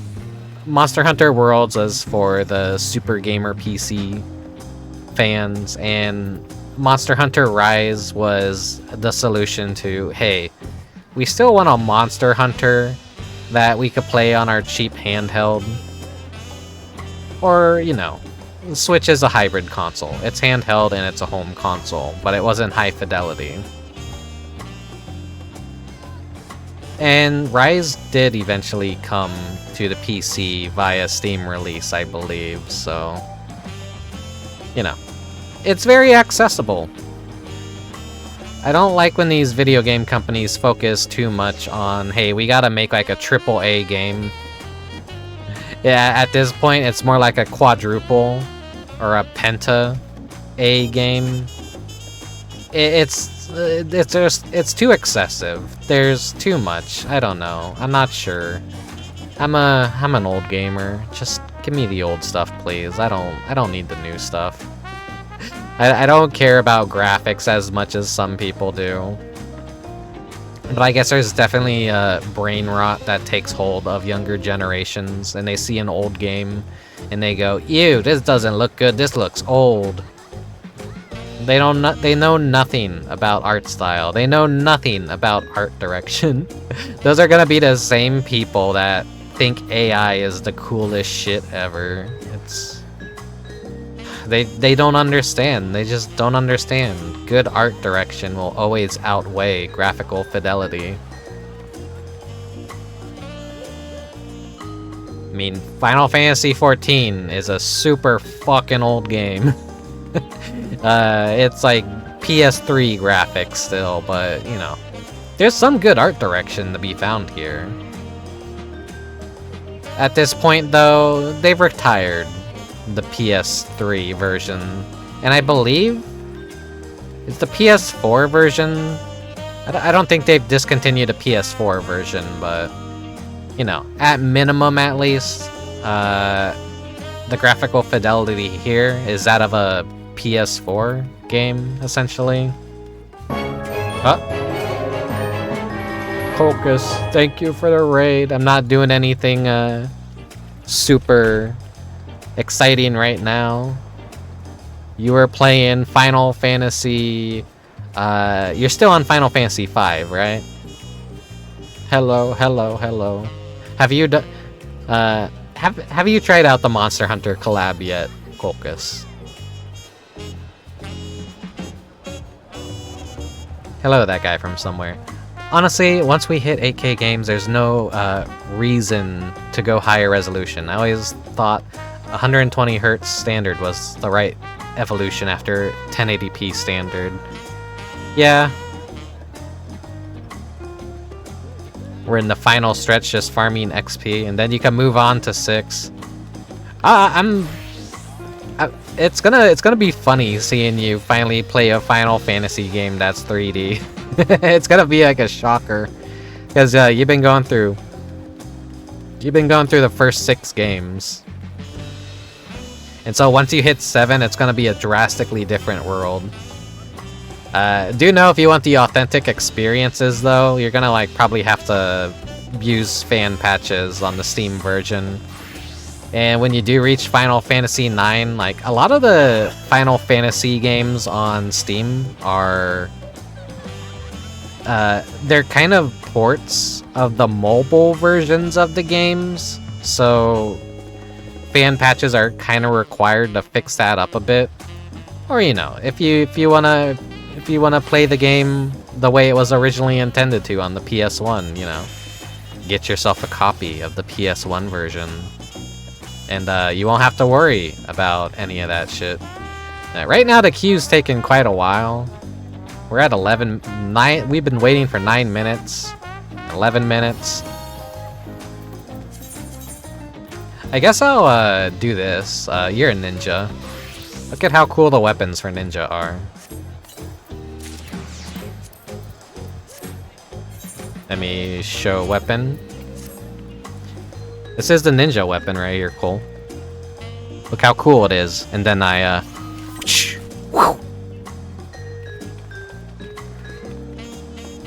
they're like Ivy's sword from Soul Calibur. Look at that. That's pretty fucking cool for a ninja weapon.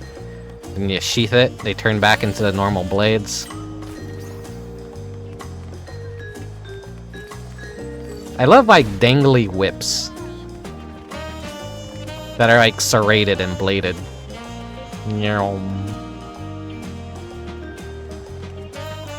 Switch back to what was the other like cool? Oh, I should use one for Pictomancer here.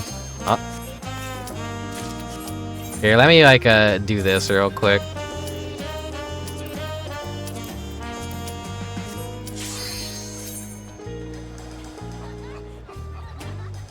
Did you like the Rick Bull I drew, by the way? Yeah, I've been seeing all your drawings you do. I'm really bad at liking things on Twitter a lot of the time and reblogging things or retweeting things or whatever. Thank you for, considering drawing me every day for the month of October for Inktober. I think that's a little bit too much, Rick, for anyone, though. Hello, Dubious.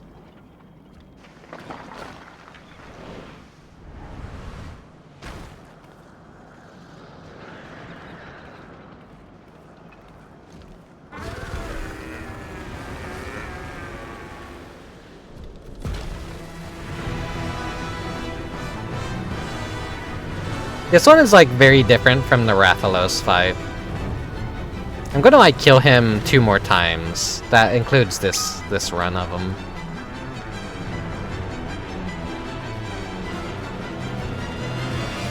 Rathalos felt more like a traditional Monster Hunter fight within Final Fantasy XIV's engine to the best of its capabilities.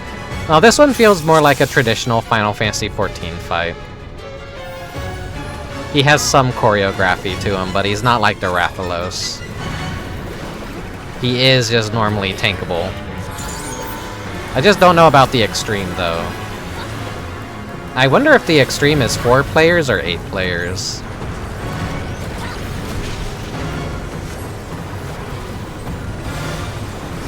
Why did I do that?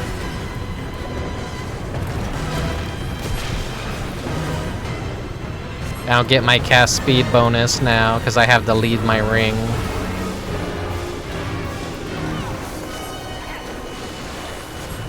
Oh, he's doing the white one, so stay out.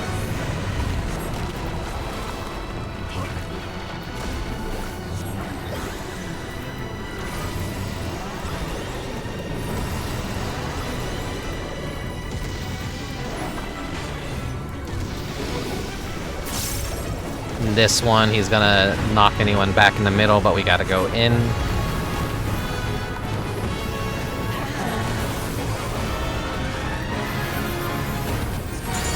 To the left.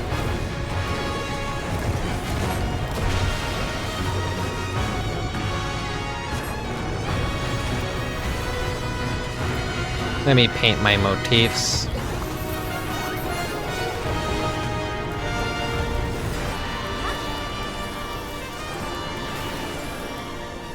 This is his most trickiest move to deal with, at least for me. He does like the peach rings, and then they overlap with each other.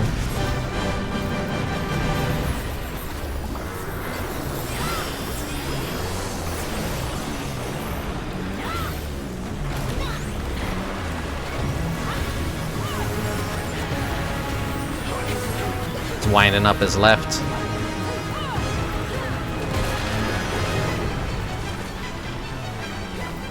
I forget, Cole, did you play Monster Hunter Wilds?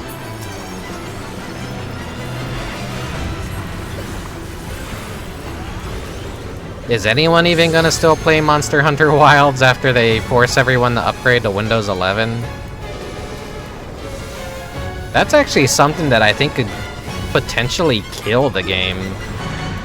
I think people dislike Windows 11 more than they like Monster Hunter Wilds.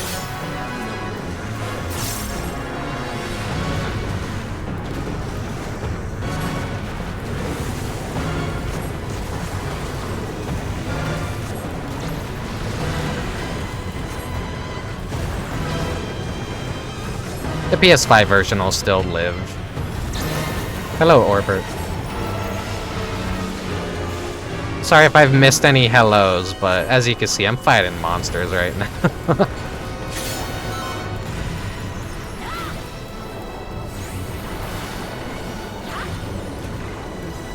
Gotta take care of some chores, so you'll be lurking.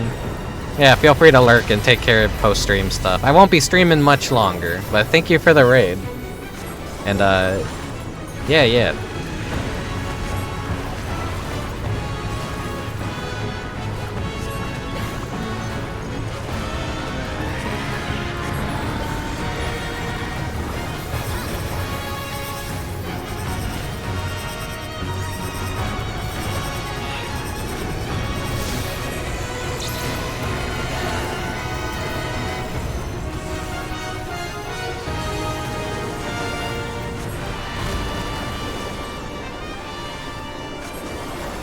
This group is a little bit stubborn. I'm a caster, let me stay in place. You guys can move and adjust. It doesn't affect your DPS as much as it affects mine.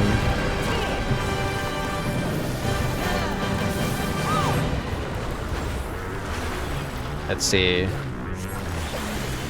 Made it just in time. Oh. And this is stay out.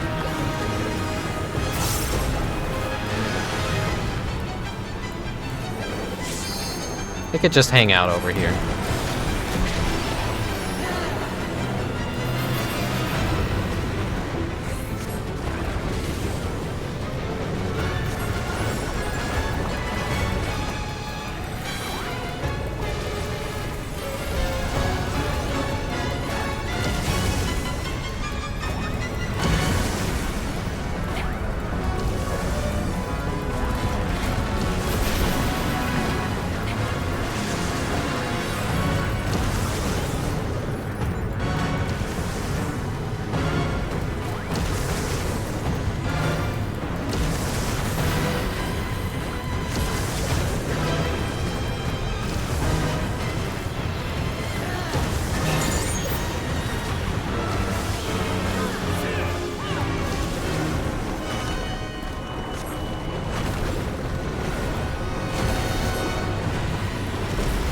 then move up. There we go. Didn't get hit.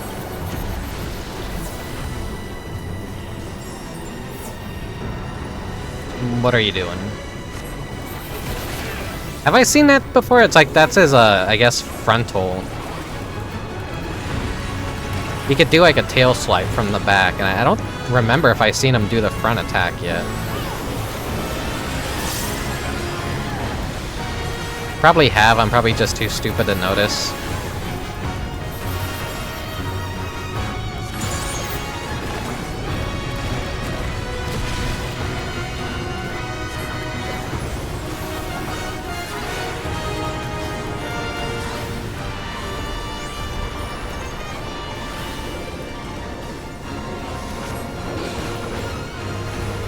Okay, it's not mine to tank.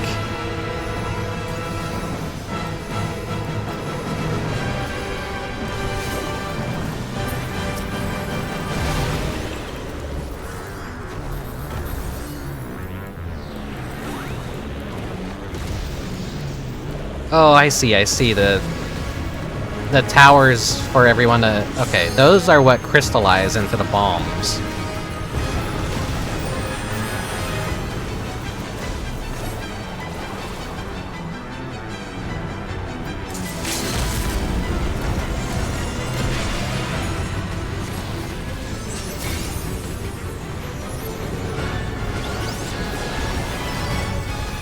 There, I got a limit break 3.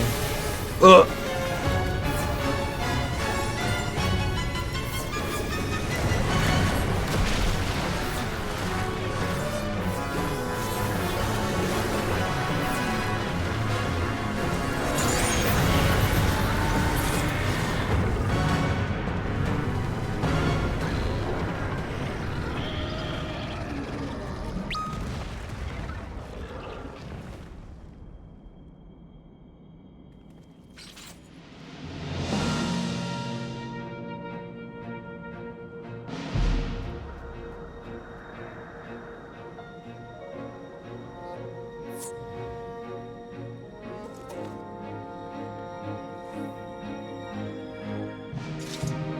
You got me wanting to play Okage again from your post. Oh yeah, I've been like, I've been posting a lot of Okage stuff lately.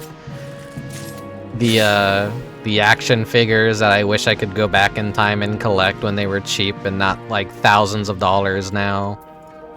Back during the times where a Scrimblow PS2 JRPG game could actually get physical merchandise. Crazy. And just the enemy design in Okage Shadow King is just...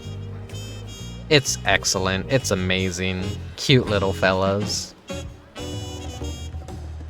And Stan is your spirit animal. Yeah?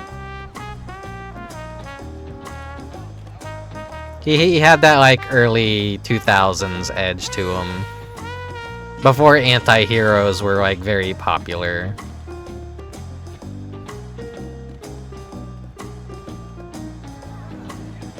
I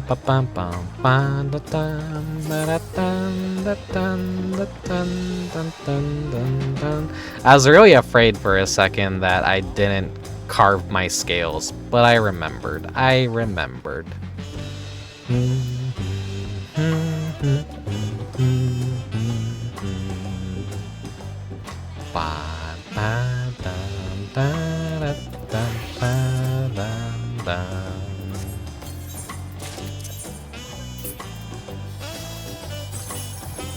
Huh? Who else is raid? Oh, X-Shrimps, welcome. Shrimps 24/7. Thank you for the raid. Thank you. I am playing Final Fantasy 14 today. There's your shout out. What were you up to today? Java Moss Boss, thanks for the follow. Total Toasty TV, thank you for the follow. Oh, I didn't even realize, like, when I get an alert, like, since I'm hanging out down here in the left corner today, I'm getting partially covered up. it don't matter. Hello, Grim Dark End. Hello, Mario Grandma. Funny name. Dragon Boy Kaz. Methudesu. Welcome, everyone. Welcome. I guess maybe I'll have to do a few more runs of this fight now, like, that I've gotten raids. I hope your stream went well. If you're tired, need to rest, take care of after stream activities, feel free to go ahead and do that. No need to stay around. It's just a Monster Hunter Wilds collab in Final Fantasy XIV that came out, what was it, yesterday? I wanted to stream this yesterday, but yesterday was kind of like a hot day, and I'm like, yeah, no, I'm gonna see what the weather's like tomorrow, and tomorrow came, and the weather is beautiful and gloomy and cold outside, and my gamer PC is it's not overheating. It's behaved very well. Usually it makes a lot of noise when I stream Final Fantasy XIV on hot days, and I'm like, yep, this PC is gonna explode and kill me. I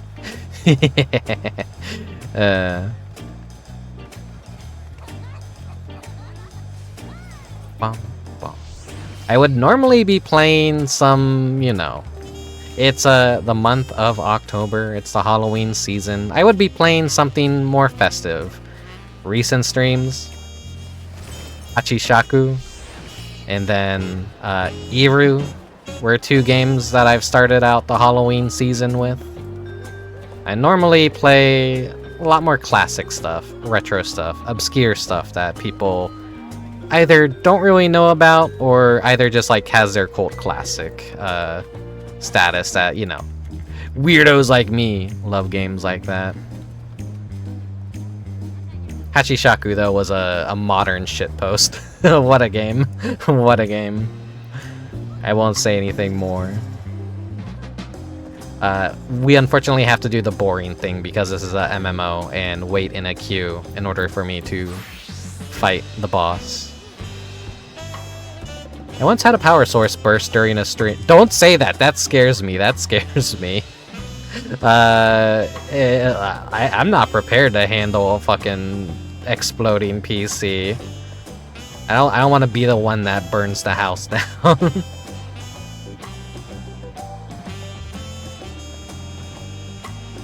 My side fan gets a little loud, but that's mostly because the amazing listing said it was a 4-pin fan when it was a 3-pin fan with a Molex 4-pin adapter. I wish I knew what the hell PC parts were. Well, I built this PC with the help of a friend, but when you get into the more complex component and component replacement and compatibility, that's when my brain completely shuts off and I don't know what the fuck anything is.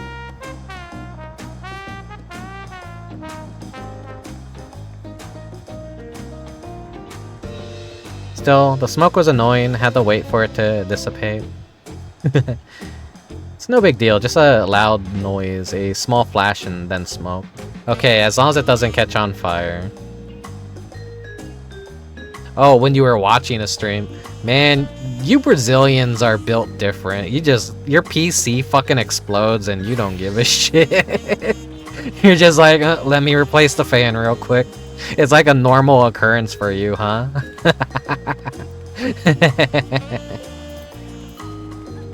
Just another day in Brazil. Hello, Slump Neko.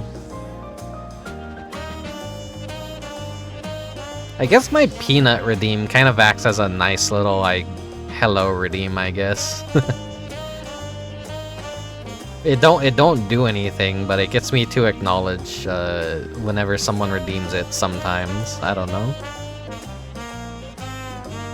It's a cursed redeem if you know what the hell the peanut is. Play if everyone out there right now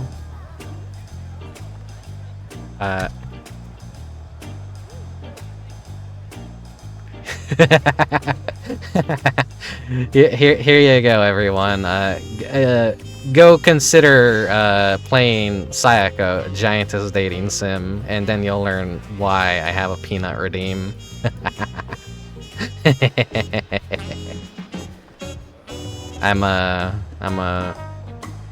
Here, let's just ruin any, like, first impression being good.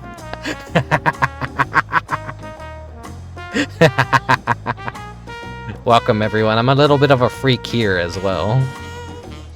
I don't remember a peanut in it's like it's in the demo, Ematron. It's in the demo. I think the demo is still available. Sayako was a fun time. Is this the one where you are literally a fly on the wall, except the wall starts off in a back? No. I don't know what game you're talking about. That's not the... Are you thinking of like the police mystery police mystery or something, whatever it's called? I got gifted that game recently, so I have to play it at some point. Unfortunately. But yeah, no, Sayako's got like a beautiful pixel art.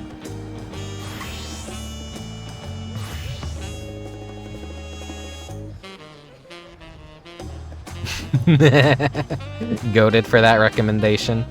Yeah, it was a very, I was anticipating that game for such a long time, and it came out earlier this year, and I did quite possibly the most, unhinged, embarrassing 2 streams of my entire life, probably, I guess, maybe. 10 out of 10 would recommend if you're a freak. A freak like me.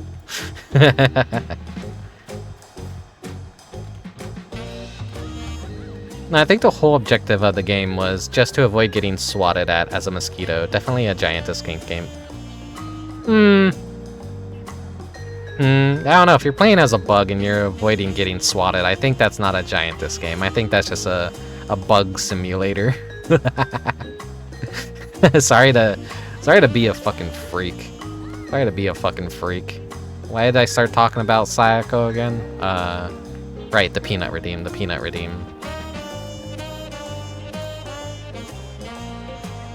We're all about being genuine here. We're all about being non-ironic. We don't need a thinly disguised veil over our fetish games. We're just gonna like just straight out be like, yeah, no. A lot of people are like, oh no, I can't let anyone see that I'm playing this game, and I'm just like, I don't give a fuck. And then I launch a game that makes everyone's head on like my friends list just snapped in 180 degrees. Like, wait, what game did Rick just launch? I don't care. Sayako isn't that bad, I want to say. It's that is something that's just about a fetish. It's not. I wouldn't say it's not a porn game. It's not quite that kind of fetish game, but it's an interesting game. Not gonna lie. Good story, good symbolism, a whole lot of good stuff in that game. Be like a visual novel, I guess. If you don't like visual novels, then you're probably not gonna like it. That's definitely something you pick up for like the story and the art and the atmosphere. I highly would recommend. God damn it, Q, pop already! I want to fight the monster. These Qs suck. Maybe I'd have a faster time queuing as like a healer, but whatever. I'm a Pictomancer. I wanna, I wanna draw my hammer. I wanna draw my night sky. I wanna draw my Moogle stuff. The dev has been posting daily art and development logs on Twitter. Yeah. I've been keeping up with them and reading them every day. It's nice to see the new art and everything. And insight on inspirations for the characters and inspirations for the scenarios and all that stuff. A very important day is coming up. I think technically Japan time tomorrow when it's like the 10th already, but it'll be 9th here. It's technically a very special birthday. Not my birthday, but, Sayako's birthday. October 10th. I kind of want to like draw some fan art, but at the same time, I'm like it's like a very busy season for me. I already need to draw a thumbnail and decide on the next game I want to play. I think I need to play something a little more lighthearted, especially after like Iru, which was a lot more darker, Lovecraftian PS1 horror game. That's the flow that I've wanted to do. God damn it, why won't this queue pop? I wanted to go from like something goofy, something serious, something goofy, something serious.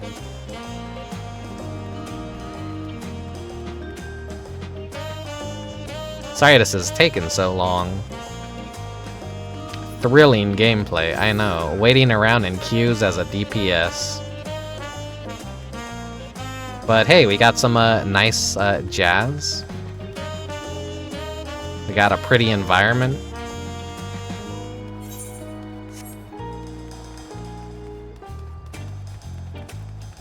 You like tropical stuff? You like beaches? Nice Halloween glamour. That's a mixture of, I think, Valentine's gear and Halloween stuff. I could never really make a nice Halloween glamour for my character.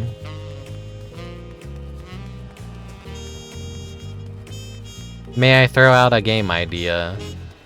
I pretty much have everything decided that I want to try and get around to doing this year, but I guess go ahead and throw out a recommendation.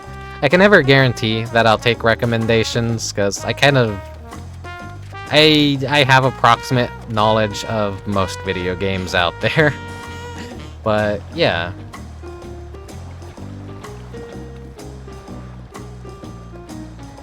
I used to have a suggestion channel in my Discord, but I deleted it because I realized like everything that was being suggested was stuff that I just already knew of. Sushi Ben, oh yeah, that new indie game that came out. It has like I think it has a VR mode as well. It looks like pretty high production, and it's like similar to Mega Man Legends in the way that it portrays its characters, where they're low poly, they're very colorful. And the models, like textures, are they're simple and they're kind of like sprite based. It's not overly complicated or anything. The characters are like what? Kind of paper crafty in a way. I really love low poly stuff when it kind of factors in paper craft and origami. I think those are like the best low poly model looks. Made by the Hatoful Boyfriend team, from what oh, right. And that, well, you know, everyone thought Hatoful Boyfriend was like a shitpost, but it ended up being oh, here we go. It ended up being a very good dating sim that a lot of people really loved. And that's like a situation where just because something is a very jokey premise, you don't have to treat it as a joke. You could actually like, you can make something that reads like a shitpost, but actually make it really fucking good. You don't have to like be full ironic. And that's like a good way to rug pull and really confuse people. Do something like really fucking cool and subversive. Not like subversive like Doki Doki Literature Club kind of subversive. Just actually make something that's good and genuine. That outfit reminded me of the Scary Godmother movies. Everyone's favorite like shitty Halloween special. No, it's a great Halloween special, but it's so fucking budget. It's charming. But yeah, I'll check out Sushi Ben like at some point in the future, but don't expect it anytime soon. It did pique my interest.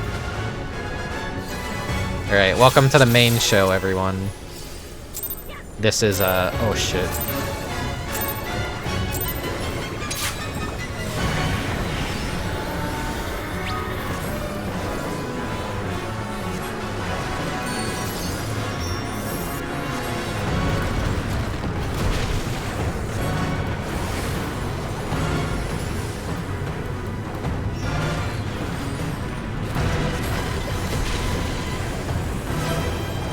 I might go a little bit into focus mode. It's hard to read the chat when fighting something like this. But I've gotten the mechanics down pretty well now that I'm not dying anymore. I know what a lot of his moves do. I know his telegraphs well. I say and I get hit like an idiot.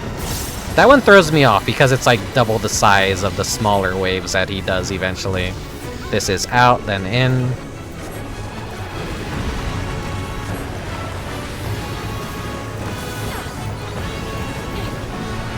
To the left.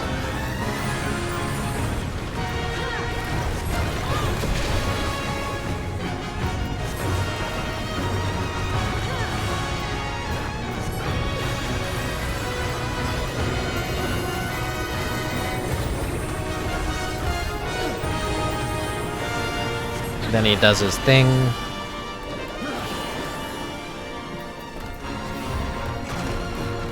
Let's see. Get in the middle. Still got hit because I misaligned myself. Give everyone a shield.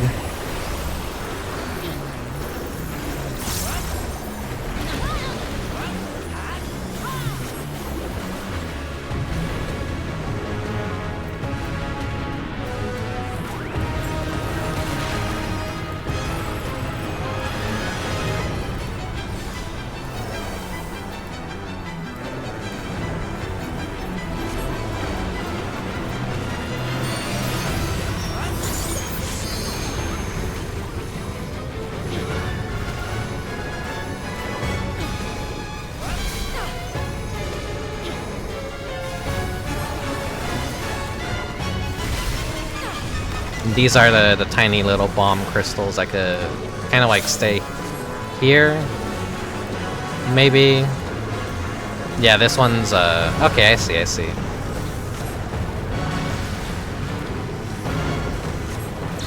I kind of get the logic to how they ignite now. You just figure out which one is going to get hit first, then go to the opposite one, as long as you stay in the middle. Of like when he does the towers. It's like 4 small DPS, 2 tanks.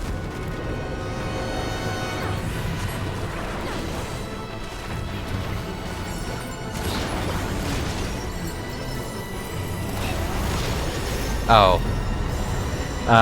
What did I do wrong there? What did I run into? I think he like did a giant line that I wasn't aware of, and I was just like idly trying to get into position for... Whoopsies. Or maybe I was just like really low on hit points that I wasn't paying attention.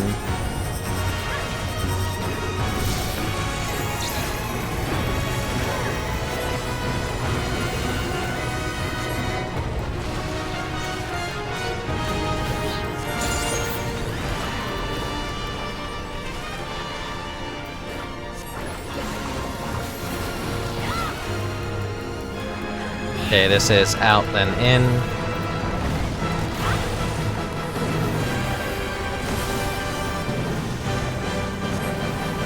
To the left.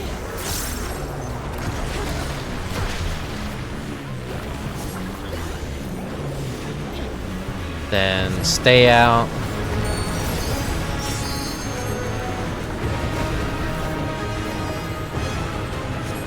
He's attacking his right.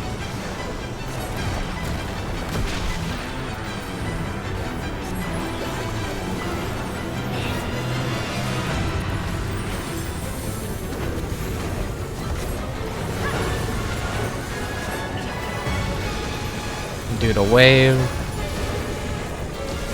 And then he's gonna select either left or right. There we go. Now you just gotta be careful because that's gonna bounce back.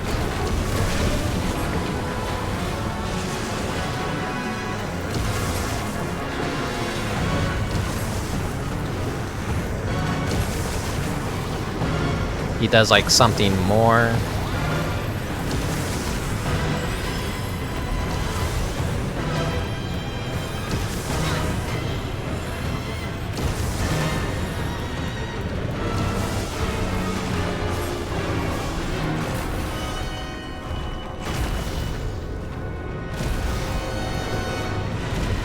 That's very messy, but oh shit, I dodged most of it. I was gonna say, very like messy but clean, but no, I got hit at the last moment.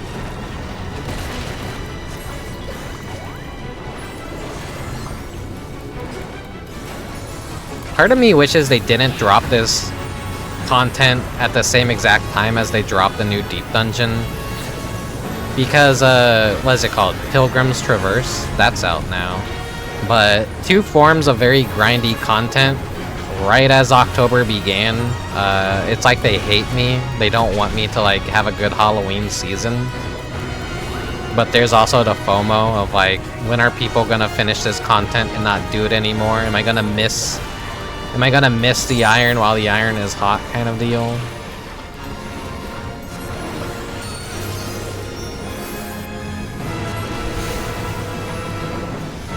Worst comes to worst, I'm sure Kolkus will want to do the deep dungeon as a group. And unlike Orthos, it probably won't be the hardest thing to do. Even the devs said, like, yeah, Eureka Orthos was way too difficult. Way too difficult. We're scaling it back to Heaven on High difficulty, where it's doable, but it's still, you know, it's still a deep dungeon. But if you wipe on the higher floors, there are save points, so they made it a lot more casual, which is nice, but a little bit lame, I guess, because it is kind of like satisfying when you do something that's like considered really challenging. Not necessarily hard, but challenging.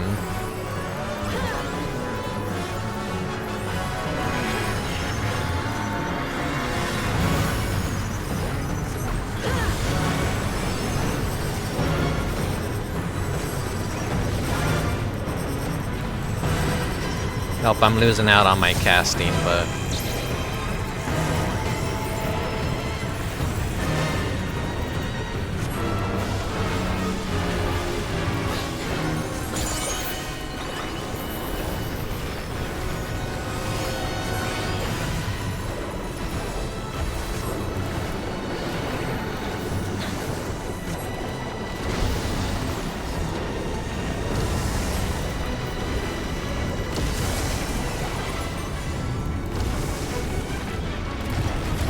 Oh, I was a little too far in.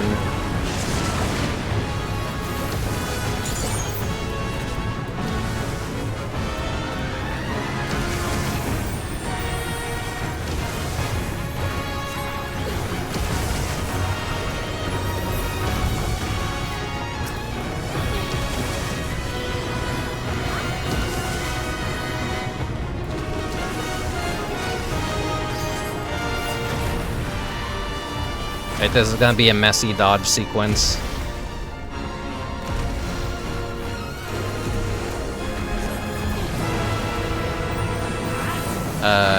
Stay on this side. Wait, did everyone get on the wrong side?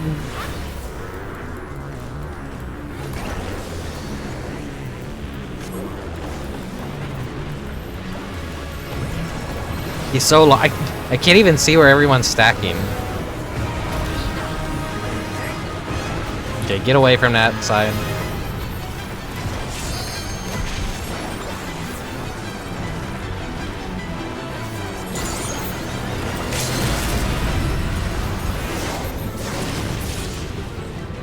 And that is the 5th kill.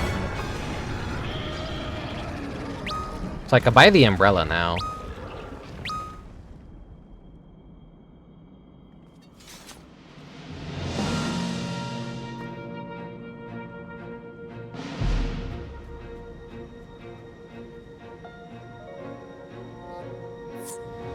I kind of wonder...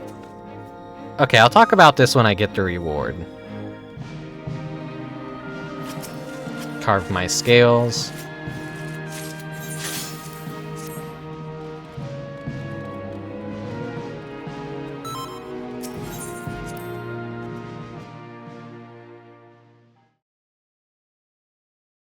I wonder how the loot chest works on Extreme, if there even is. Like, it's definitely... There definitely has to be a chance that he just drops the mount automatic. Like, it's gotta work like a normal trial where it just gives you stuff, but like if you don't get what you want, there's always the NPC that you could just straight up buy it from. So we got the secret fledgling, we got the Viger Wasp, and the Mizusune Parasol. I wonder how this looks.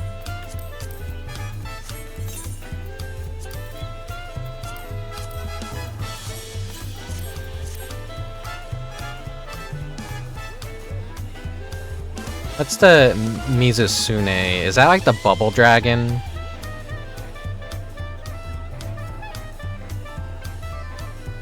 Yeah, that's the bubble dragon. And that was in Monster Hunter Rise? Or Monster Hunter Generations? I wonder if they considered that as one of the monsters that they could do for a collab. But instead they just, you know, they went with this one instead. Because this one feels a little out of place for this collab. Maybe it's just like a popular monster. I don't know. But yeah, another umbrella for the collection. And then when it comes to... I still need to get the framers kits for my profile. I need to get all the music scrolls, and then I need to get all the armor pieces. I'm gonna be doing this for a while, but maybe not on stream. For now, I think we're done with the Monster Hunter collab on stream, and I'll grind out the rest of this shit myself. For now, let's just chat a bit.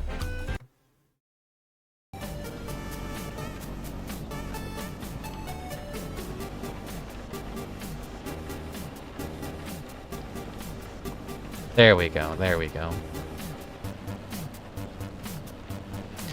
Generations and Rise. The Fated Four are pretty popular flagship monsters. Is that what they're called? The Fated Four? I know when I saw that one, I was like, oh, the Bubble Wyvern. That's a cute monster. I may not be a Monster Hunter player or like a huge fan or anything, but I do like the monster designs. As a kid, I was kind of like I collected dragon statues and stuff, so... I talked earlier about how I think, like, dinosaurs are even cooler now that they're just confirmed to be giant feathered birds. And, I don't know. Dragons are cool, too. I do like dragons. One of my favorite like mobile games before it died was Dragalia Lost 2. There's a lot of fun dragon designs in that game. In a different life, I might have been a dragon VTuber. I don't know. I have like a soft spot for dragons. But anyways, what was I gonna say? I better hide. The man with scissors is coming. The scissor man. Nah, we're safe here. Yeah, Monster Hunter had like cool designs, and I think Kezu is still one of my favorite in Kuropeko? Is that what ENVtuber? What's Kuropeko? He's the honking one. Yeah, he has like a ENVtuber and Kuropeko are like two bird-like monsters from the Monster Hunter franchise. Kuropeko, like he does his beak functions like a big toot horn, and then ENVtuber is just like a low-level baby's first hunt kind of monster, but he is like a frilled bird-looking guy with like a big shovel beak. He's a cute, goofy, like colorful design, and I like those kinds of guys. I like those guys. And I guess the Mizusune is a cool design because it's like very elegant. It's not like too monstrous or anything. it doesn't feel threatening, and the fact that it uses bubbles is it's cute. I don't know. I don't know. If you like dinosaurs, you should see Glavinus. Let me see.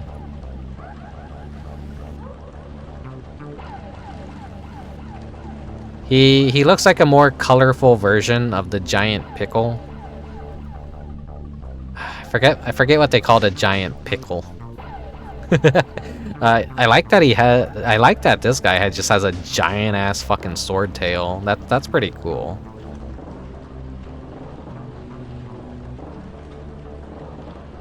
I remember on the, what was it, the 3DS Monster Hunter, they had a crossover. Well, it wasn't really a crazy crossover or anything, but they had the two baboon monster fight, but they were colored after Mario and Luigi, and they basically had mushrooms, and they would eat the mushrooms and then they would grow or something. Devil Joe is the pickle. Yeah. I'm really bad with names, if you can't tell. I used to be really good at being able to know all my Pokemon, but even Pokemon has gotten to a point where I can't remember every single Pokemon's name. Thank God for that, I guess, because if I remembered 1,000+ individual Pokemon, I think it would be over for me. Yeah, no goddamn way in hell would I be able to be a respectful Incubus in his 300s. If I knew all 1,000+ Pokemon names. I don't know.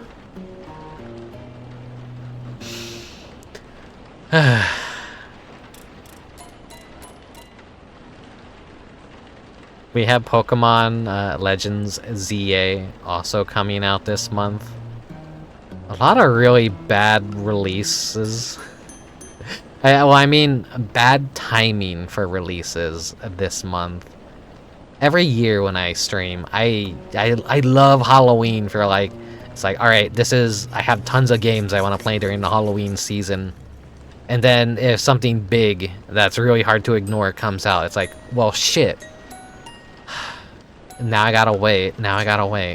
At least Stray Children by Onion Games is coming out at the end of the month. So I think that's like, what, the 29th or the 30th? They're releasing that game. Which, if you're unfamiliar with Onion Games and Stray Children, it is basically the successor of Moon RPG, which was a huge inspiration behind Toby Fox when he made Undertale. And so Stray Children is kind of like what they're saying is their last major game, or potentially their last major game that they're ever going to make.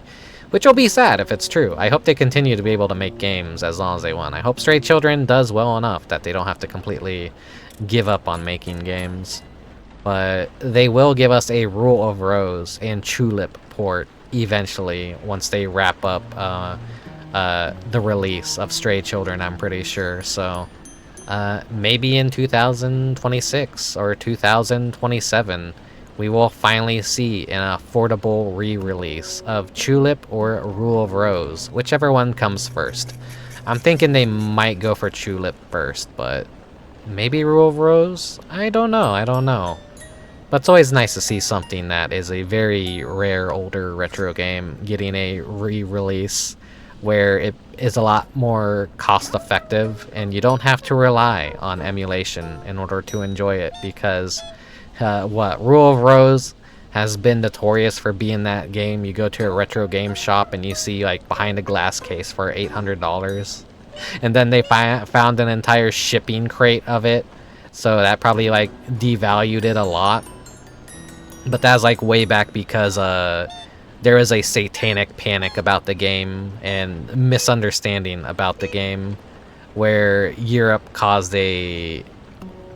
We didn't get it in America, did we? There wasn't a Rule of Rose American release, I don't think. I can't remember.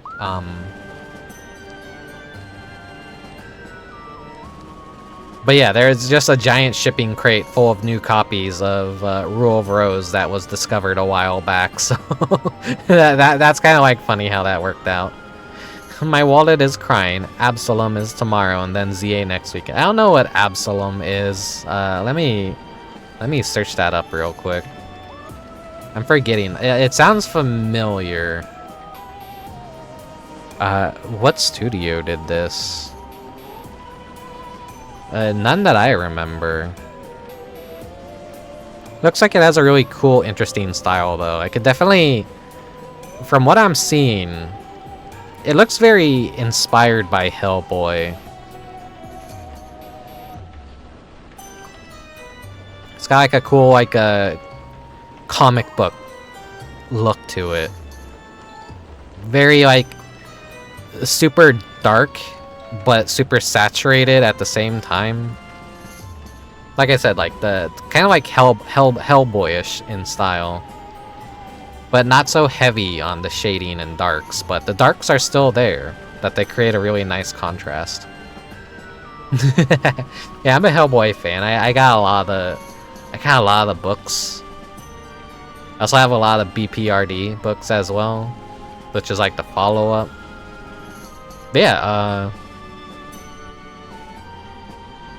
I've always wanted to pay $10 for an abandoned crate of Nokia N-Gage phones. Unfortunately for you, Ema, those things have degraded fast. The cheap plastics that they use, I hear, have literally melted off almost every Nokia N-Gage out there. Unless they're very well preserved. Maybe if they're completely sealed and haven't touched air yet, they haven't started the degradation process, but surely they're melting away in a fucking storage crate somewhere. I don't know. Unless they're stored out in a very cold environment.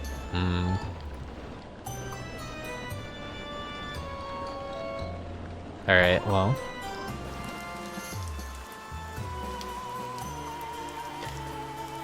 It's like a, what, nearly 3-hour stream? Yeah, about a 3-hour stream. I won't end quite just yet. It's unfortunate that this event had to drop on Halloween. It would have been nice if I were able to do this during September, when I kind of needed something to do. But, you know, all the worst stuff in September is finally behind me, and I can at least approach this month with a happy, less stressful mind. Honestly, it shouldn't surprise me that you knew the N-Gage existed and that they were all rotting. Yeah, and also, did you know that the N-Gage is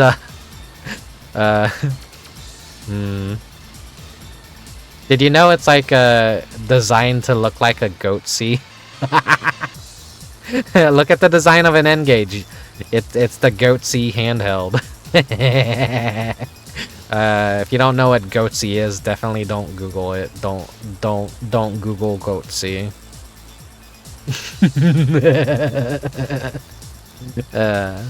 Let's see who is on Twitch live right now that I could send you guys over to.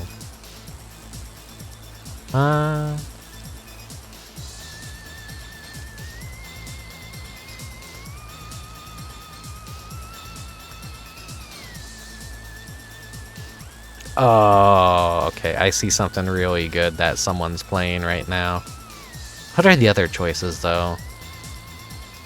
A lot of people playing Silent Hill F this holiday season. That is like the Halloween game of the year, Silent Hill F, and yeah, that's just another game that I'm never gonna play, to be completely honest. I'm kind of over the Silent Hill series at this point. I used to be a huge fan of Silent Hill, but just seeing how the series has been treated, and how much a divide there is in the fan base, and a complete like misunderstanding by the newer games of like what Silent Hill even is. Like I'm just tired of the discourse.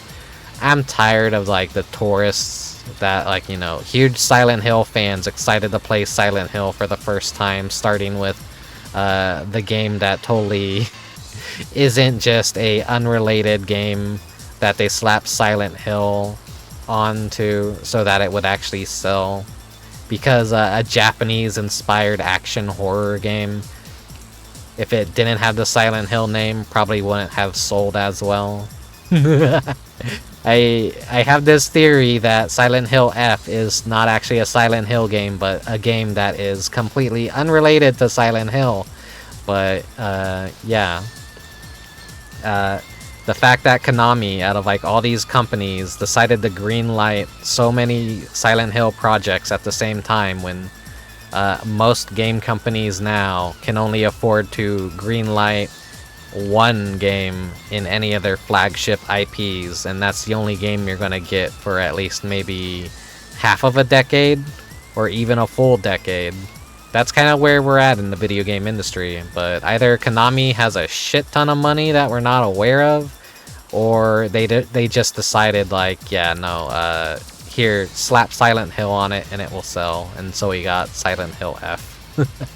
Whatever. I'm so sick of Silent Hill F. I'm sure it's not a bad game. I'm sure it's a very, very good game, but it's probably not a good Silent Hill game. That's my controversial opinion. Large-scale games with the budget of a GDP of a small nation. Yeah. Games need to be cheaper. Games need to cost less. You know, we need to go back to the age of AA gaming and single A gaming. Let's go back to the PS1 and PS2, where you could just make really stupid, funny, low-budget games, and Kusoge could be great again, you know? Bring back the Simple 2000 series, the Simple 15,000, Simple 10,000, budgetary stuff like that. I saw a really good post on Twitter recently that kind of like explained why they're basically a lot of the Japanese industry really radically changed and kind of died. It's because what was it? Autodesk. When Autodesk killed the program Soft Image XSI, it gutted a core part of Japan's game dev DNA. Studios had entire pipelines, scripts, and animation workflows around it. Its death forced costly restraining, migration to Maya, and years of lost efficiency in exchange for standardization. All Japanese documentation on it became obsolete overnight. It's in part why Japanese video game domination dissolved in the 2010s. It was the main software for Valve, Sega, Konami, Capcom, Platinum Games, and Namco. Not only games, but Jurassic Park, Terminator 2, Titanic, The Fifth Element, and The Matrix all use that shit.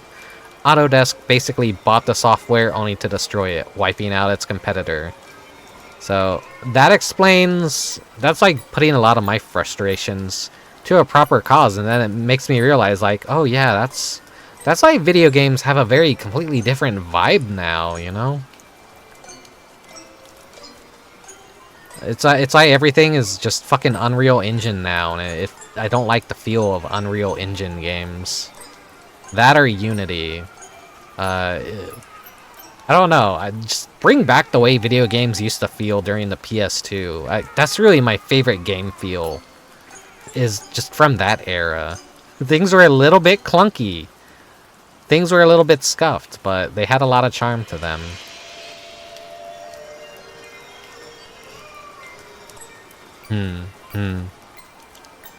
Anyways, that'll be it for the stream today. So thank you for watching. Thank you for lurking.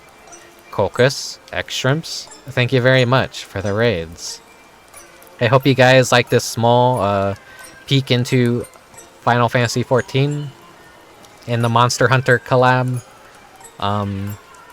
Sorry this is a Halloween theme stream when it has really no business being a Halloween theme stream. But whatever. No one really cares to really watch some jack-off play Final Fantasy XIV, so I'm sure it's not an issue to anyone out there. And anyone surely who makes it to this part of the VOD on YouTube and is watching is like, oh, he's talking about me. I watch the entirety of Rickubus VODs. I am Rickubus's #1 YouTube fan. Anyways, thank you very much for watching and lurking and supporting and following me on all the social medias and whatnot. I'll see you guys next time for a spooky Halloween game. whatever that may be. Until then, have a good night. Adios. Sayonara. Good night. Did I already say good night? Oyasumi. Farewell. Bye bye.